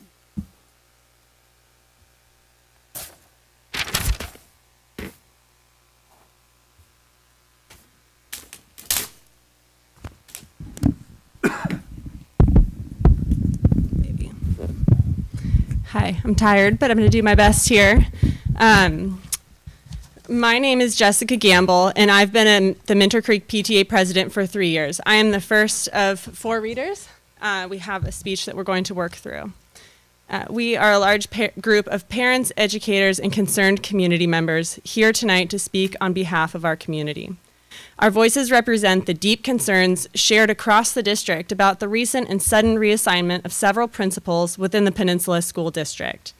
I'd also like to point out that the HIB presentation highlighted some of our objections to principal rotation. School culture and long-term staff-student family relationships are the key to addressing bullying. We agree, and that's why we are here. First and foremost, we want to acknowledge the responsibility each of you carries as elected officials. You were chosen by this community to represent us, to listen, to lead with integrity, and to ensure that decisions made at the district level reflect the real needs of the families and schools you serve. And with that responsibility comes an expectation that you will truly listen. Tonight, we need you to hear us clearly. We understand and appreciate the tremendous effort the board puts into serving the entire district, balancing a multitude of complex and often difficult issues. However, tonight, we bring forth a concern that affects not just one school, but the entire district. The reassignment of Mr. Todd Herring from Minter Creek Elementary to Harbor Ridge Middle School has raised significant concern in our community and is one example of the many schools in our district struggling with a new strategy to rotate principals. This sudden change has shaken trust not only within our school, but throughout the entire community. Minter Creek is a small Title I school on the Key Peninsula. Our families often juggle multiple jobs and rely heavily on consistent, stable leadership to create an environment where our children can thrive. Over the past several years, Principal Herring has been a cornerstone of that stability. His leadership has united our school community, rebuilt trust, and significantly raised morale among staff, students, and families. Now, just as we are seeing the fruits of that hard work, this sudden reassignment has left us feeling blindsided. We were not consulted, and we had no opportunity to voice our concerns before this decision was made. Thank you. And next we have Heather, is it Bruin? Bruin. Hi, my name is Heather Bruin. I am the PTA secretary at Minter Creek, and I'm the second reader. This is not merely a problem at Minter Creek. It is a challenge that resonates throughout the entire district. Since the announcement, more than 220 Peninsula School District community members have signed a petition opposing this reassignment, reflecting the overwhelming sentiment within our community. We have heard from parents, teachers, and even students, all of whom are devastated by this move and uncertain about what it means for the future of our schools and our district. In addition to the concerns about principal turnover, we also want to bring attention to the new staff expression policy. This policy has created a culture of fear within our district. We've spoken with many staff members from multiple schools who want to speak out about these changes but feel silenced. They are genuinely afraid of losing their jobs. The current policy is vague and needs to be clarified. Staff should not have to choose between job security and their voice. This fear is stifling honest conversation around the topic of principal rotation and undermines the collaborative environment we all strive to maintain. We understand the district's desire to bring fresh perspectives by rotating principals, but research casts doubt on the effectiveness of such a strategy, including the study used by the district to implement this new strategy. In 2020, Education Week highlights that frequent principal turnover can lead to a loss of momentum, a decline in staff morale, and a negative impact on student achievement. The Learning Policy Institute also notes that it typically takes 5 years for a principal to make a meaningful impact on school's performance. Mr. Herring was in the process of making that impact, and now, with no clear rationale or consultation, we fear that progress we've made may be lost. Thank you. And next we have Jennifer Murphy. Hi, my name is Jennifer Murphy, and I am the third reader. I've been the vice president of the Minter Creek PTA for the last 3 years. The RAND study, cited by the Peninsula School District, focuses on principal retention and development, but it does not endorse rotation as a strategy in any way. In fact, it explicitly states that there is no data on how this study would impact small districts like PSD. If this rotation model is truly a best practice, we ask, why isn't the superintendent also subject to such rotations? Why is this disruptive policy being applied only at the school level, where stability is most crucial? The reality is,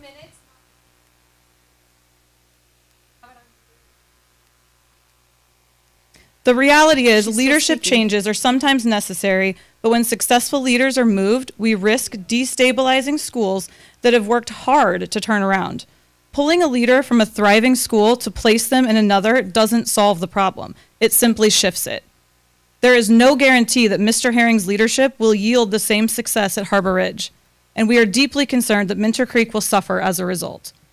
We remain open to supporting our new principal. Trust is not easily transferred. It must be earned, and it takes years to build. Mr. Herring has already earned that trust. To disrupt that relationship now feels like a huge step backwards.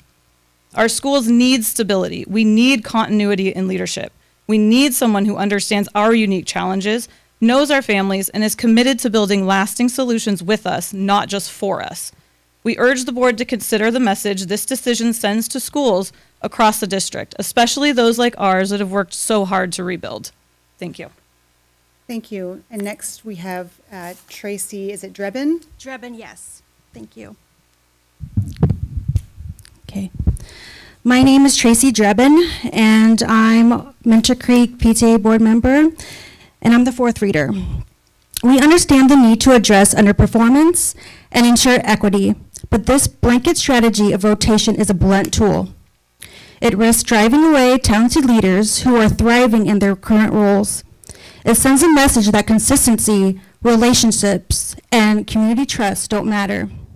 We believe there are alternatives to this policy, including collaboration and coaching.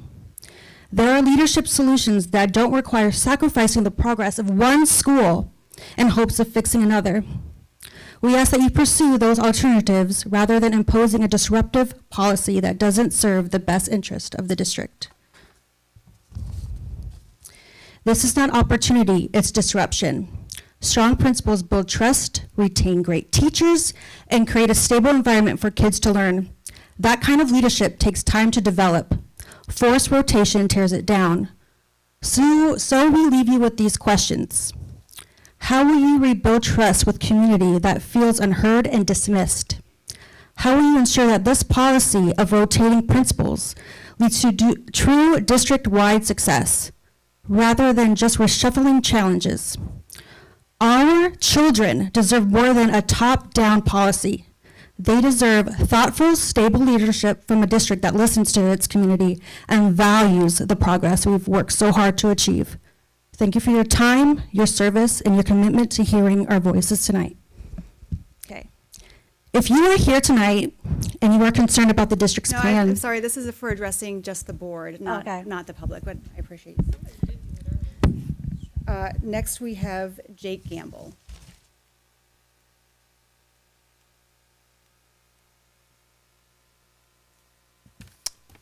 So I think they presented you with facts, and my appeal to you is as people.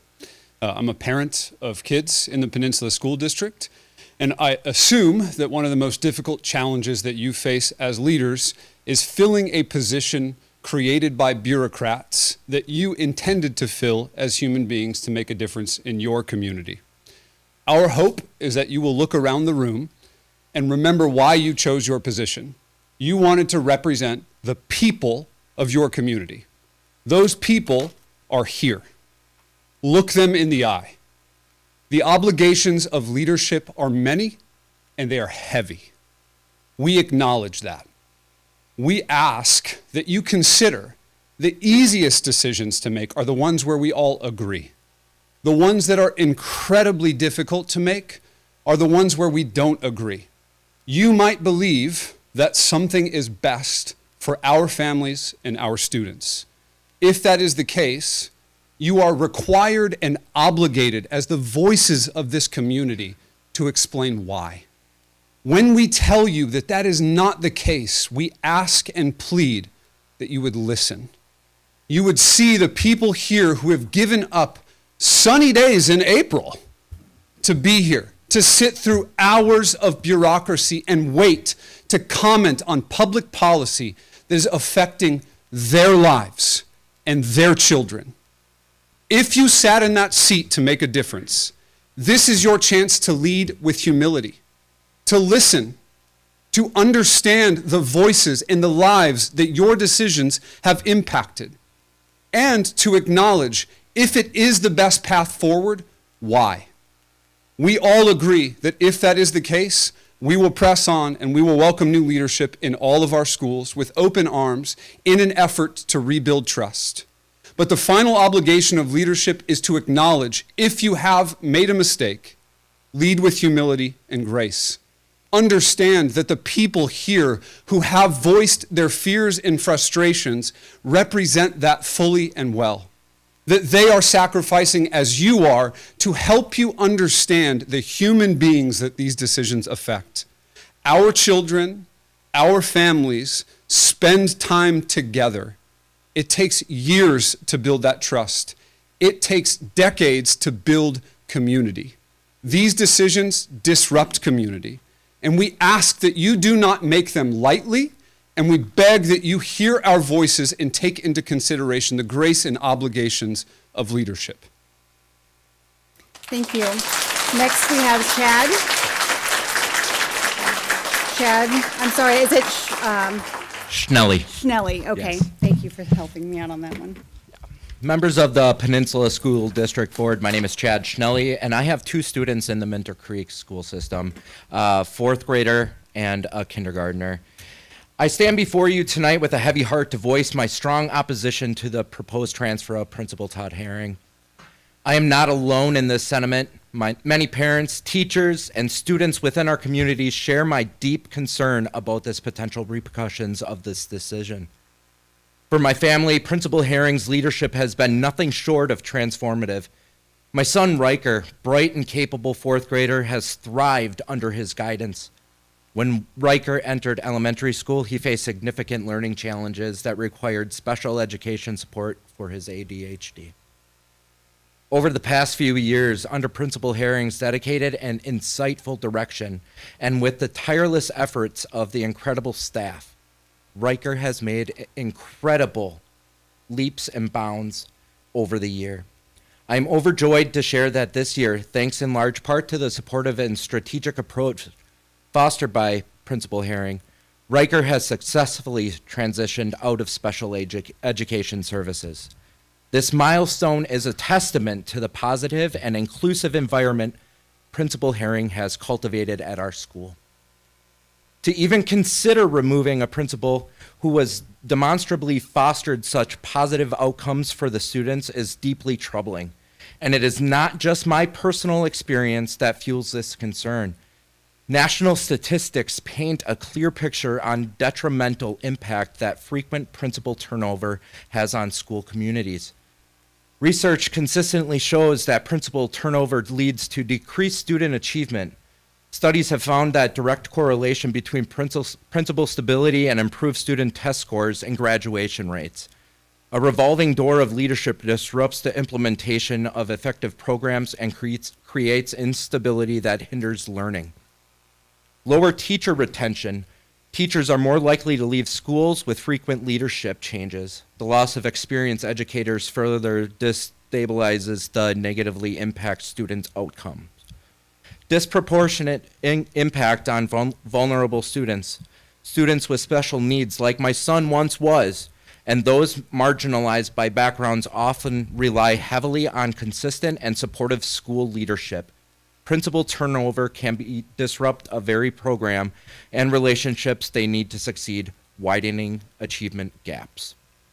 I urge you, members of the Peninsula School Board, to carefully consider overwhelmingly evidence of the negative consequences of principal transfer. I implore you to recognize the exceptional leadership Principal Herring has provided and profound positive impact has on our children in our schools.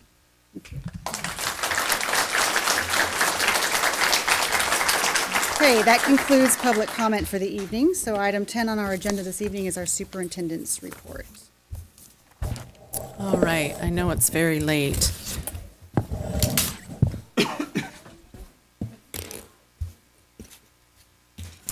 All right, so I had the opportunity to meet with legislators in Olympia to discuss the educational needs of our district and advocate for our students, especially through legislative acts.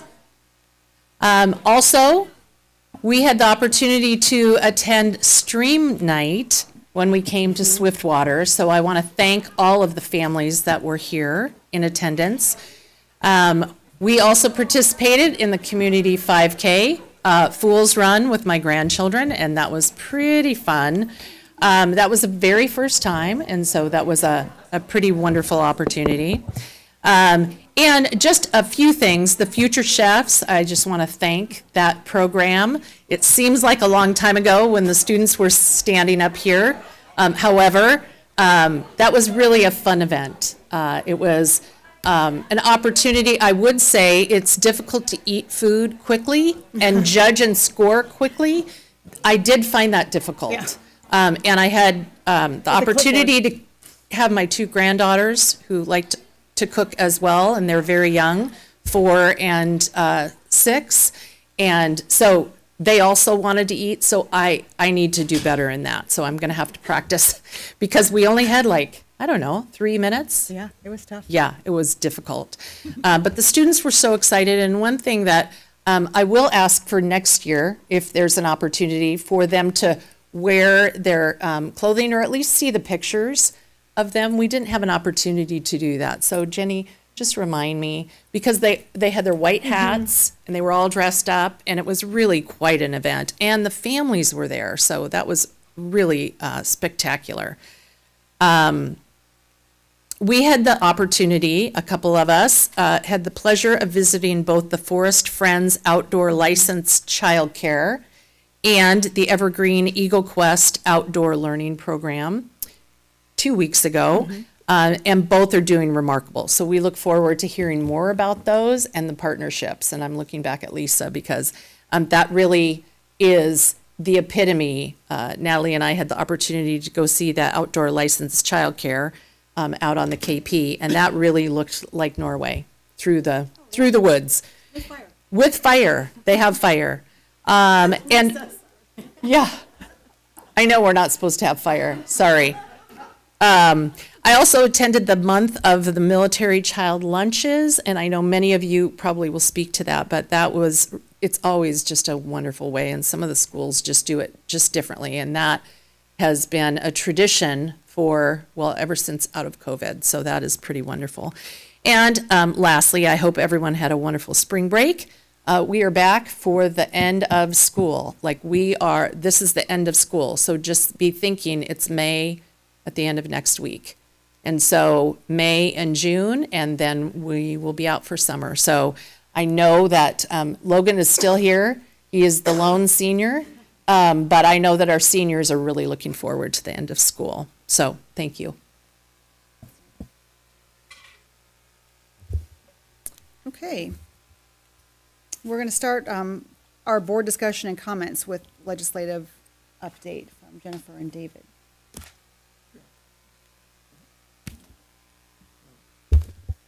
Last week I attended the regional meeting for District Area 3 for WASDA. So there's 12 regions across the state, and we're in 3. And so it was hosted by Puyallup School District, which in a lovely building, new building called the Kessler Building. I've never been in it before. I've been out there many times, but this is the first time we were in it. They built it during COVID to specifically help kids that coming out of COVID didn't want to go back to traditional school. And it's also their CTE building. Beautiful new school. And the food was provided. They have a food truck out there, and they have a culinary arts program. Now, this is not really legislative, but just have to brag about this.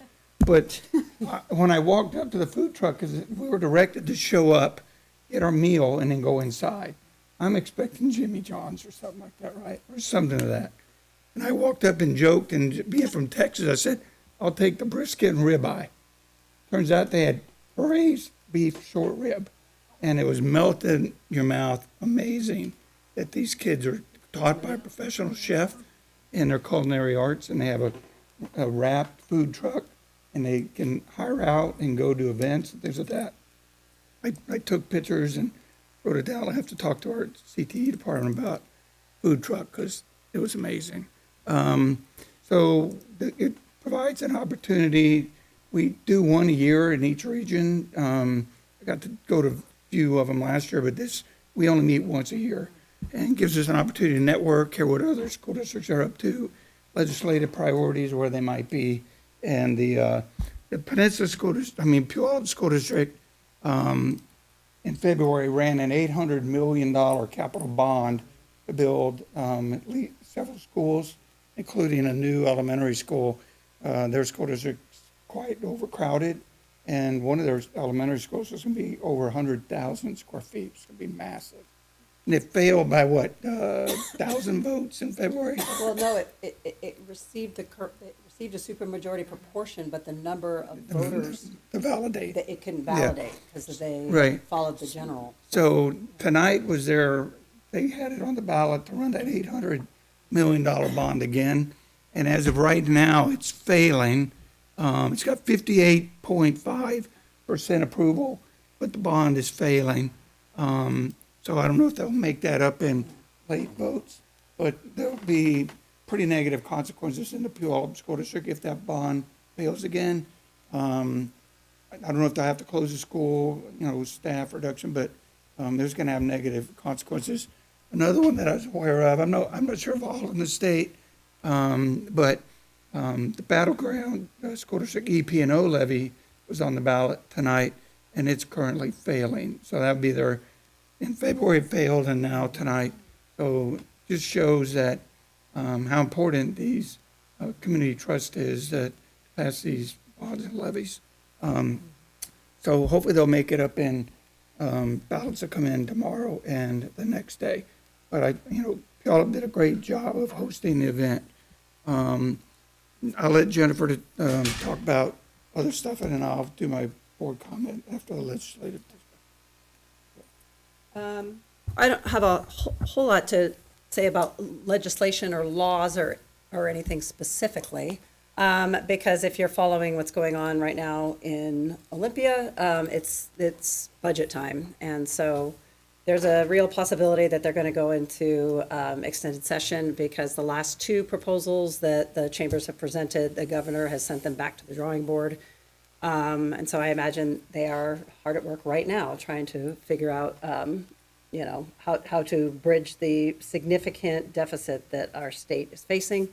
And that has really big impacts and implications for public ed. We're the biggest line item in the budget, and we are the stated paramount duty of the state. So that said, you know, we've talked, you know, since January about the big three, the special education funding, MSOC, materials, supplies, operations funding, and transportation. Just to kind of recap, transportation is dead in both houses. There's nothing on the ballot, or there's nothing in the budget. MSOC, there's very little, I believe, from the House, and there's a slightly small amount, a slightly larger, small amount coming out of the Senate. But both of these are pretty woefully inadequate. And then probably the one where there's the biggest delta is, I believe right now the House had a $200 million for special education line item, whereas the Senate was proposing a $2.2 billion and that's all gone. So, needless to say, a lot of this is, we don't know. We just don't know where it's going to land. One of the things that has been really kind of eye-opening and challenging is now there's this thing called NTIB or RTIB, required to implement budget. And so there's a lot of pieces of legislation that had a big impact on public schools that we thought or had died in its original form or did not advance. Those bills are now being pulled apart in many ways and being tagged onto other bills, and it makes it very difficult to track or understand what's happening. And so a perfect example of this is something that I want to give Natalie a little bit of a shout out to, which was the Interstate Mobility Compact, which was she and Preston, along with a lot of folks, worked really hard last year to get that passed. Where there was an attempt to then repeal the Mobility Compact that we thought was dead. It hadn't made it out, but then that specific language was then pulled out and tacked onto another larger bill. And so it was really hard to know that was coming. But once that was found out, it was pretty impressive to see, you know, spring into action mode, get on the phone with the legislators. We have 3 great legislators that we have great relationships with, and they all were activated and very, very supportive. And so the second incantation of that seems to have died, but they're still in session, so we don't know. It may sneak back again. But anyway, it's a long story, but then just quick, 2 more quick shout outs to Natalie, because it's just, this legislation stuff is hard and it's complex and it's fast and they work all the time. But there were two other bills that actually got signed into law that President Wimberly was involved with. One was the airport excise tax, which is, it's a big deal, right? House Bill 1650. Kelsey Park testified on that as well, because it has impacts for our aviation program. And it's a net neutral, it doesn't raise taxes, it just allows for more flexibility and being able to apply existing taxes to the airport. And then another one was Substitute Bill 5200, which was veteran medical foster homes, which, and both of these were in unanimous pass. But that was kind of a roundabout way because of Natalie's connections with folks who've worked on a lot of military family issues that one of my connections was working on as a healthcare provider. We were able to put some people in touch. And just today, we got a photo of her with the governor signing that bill into action, which is going to increase opportunities for care to be delivered to veterans. So great work. It's not easy, but relationships matter, and knowing who to call. And so anyway, that's all I've got. Yeah, yeah. I was just real quick too, they also, the levy lid, you know, they want to adjust the levy lid across the state and raise it from 1% to 3%. You know, I don't think that's gonna make it through. And I know they're stripping out LEA, part of it, which is gonna actually benefit our school district. Only 3 or 4 school districts in the state would truly benefit from this. And so I'm really happy that they stripped that out. I don't think large school districts that don't know how to manage their finances should be bailed out by the taxpayers that don't live in those school districts. All right. We are nearing the end of our legislative updates. Jenny was asking when she could drop it off of the agenda, so soon. Yeah. Yeah, sure. Okay, then we'll just roll on now to regular board comments. So you want to start? Sorry. Oh, sorry. We were already. No, that was just legislative updates. Oh, never mind. Now we're on to board We're comments. gonna do it. Now we're on, what is it, I thought you were 11 point? ending the meeting. No, why don't you go ahead and start, 11.2. I'm just so excited. To go home? No, yes, Okay. not. Go ahead. No, I just have one thing, just an update on the WIAA, similar to the WASDA amendments we discussed. WIAA Representative Assembly voted on several amendments yesterday. This is for the whole state of Washington, and they did pass 7 of them. And you can read about the full text of each of them on the WIAA website. But notably, they passed, and I should mention the Representative Assembly is composed of 51 athletic directors. I believe 35 are high school and 16 are middle level ADs. So they voted yesterday, and one of those that they passed made a significant change to the transfer policy for student athletes, which is noteworthy. And then an exciting one, I think, is that for the first time since 1999, a new sport has been officially sanctioned. Girls flag football was officially sanctioned yesterday as a new sport, and it was wildly received, as I mentioned before. Statewide, the districts that had it had a huge turnout, and it was very successful for the first year with the support of the NFL and Seattle Seahawks and several others. So that's all. Jennifer was at an event a couple months ago and sent me a picture of this giant wall that says the future of football is female. And I was like, what are you? Until I was dragged to the boat show later and saw the same thing. So I said, are you at the boat show? But anyway, yeah, the future of football is female, apparently. Cool. Okay, who wants to go next? You wanna go? Real short.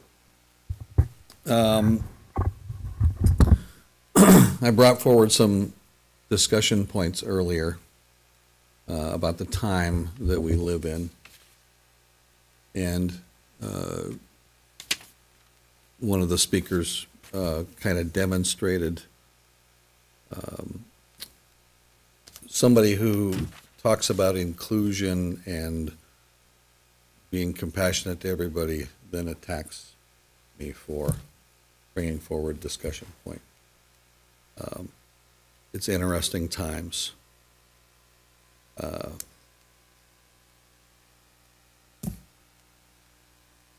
I'm just gonna leave it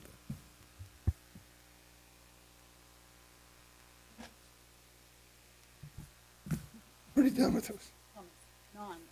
Oh, yeah, yeah. I had the pleasure, to go to the military family lunch at Discovery Elementary last week. Got to interact with some military families and their kiddos. And, my family, like I said, at the last meeting, we moved maybe 6 times in 8 years. And I was talking to a little 5th grader, and he'd moved 5 times in 6 years. So, it was, military kids get resilient. My twin brother in Texas, his 2 daughters have gone to the same elementary, middle school, and high school their whole career. They've got all their same best friends from kindergarten all the way through. And my kids have lived in 6 different countries and, learned to be resilient, sort of like Natalie's kids. And so they might have missed out on some of the benefit of living in the same little local community, but it certainly taught them how to be resilient and overcome adversity, and I think make them stronger and more confident. So that was cool to attend that. Students of Distinction is a great program that we have through the Greater Gig Harbor Foundation. We had almost 100 applications submitted by our 3 high schools. Then the teams at the high schools narrowed it down to 33 finalists. I know this board has attended the award ceremony most years. And so the interview panels are this weekend on Saturday at Henderson Bay. So thank you, Henderson Bay, for graciously hosting the interviews for the students. And then the awards dinner will be at in the end of May at Ocean 5. No laser tag, but it's always a very nice event if anyone wants to attend. So thank you.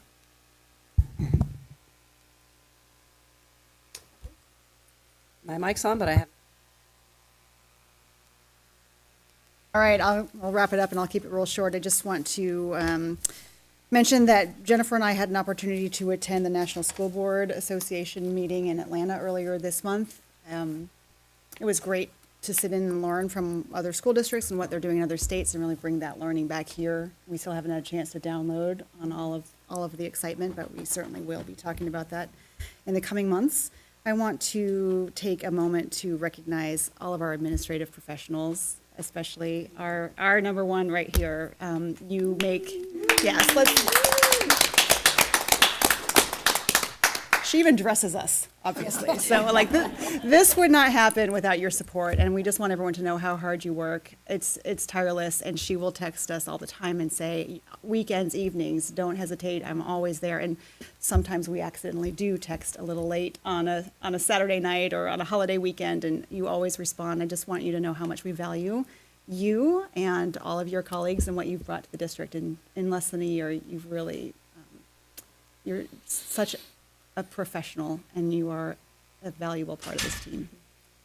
I also want to recognize Autism Awareness Month, and I know that there are times when we don't get to recognize everything, but we have such a tremendous group of special education students.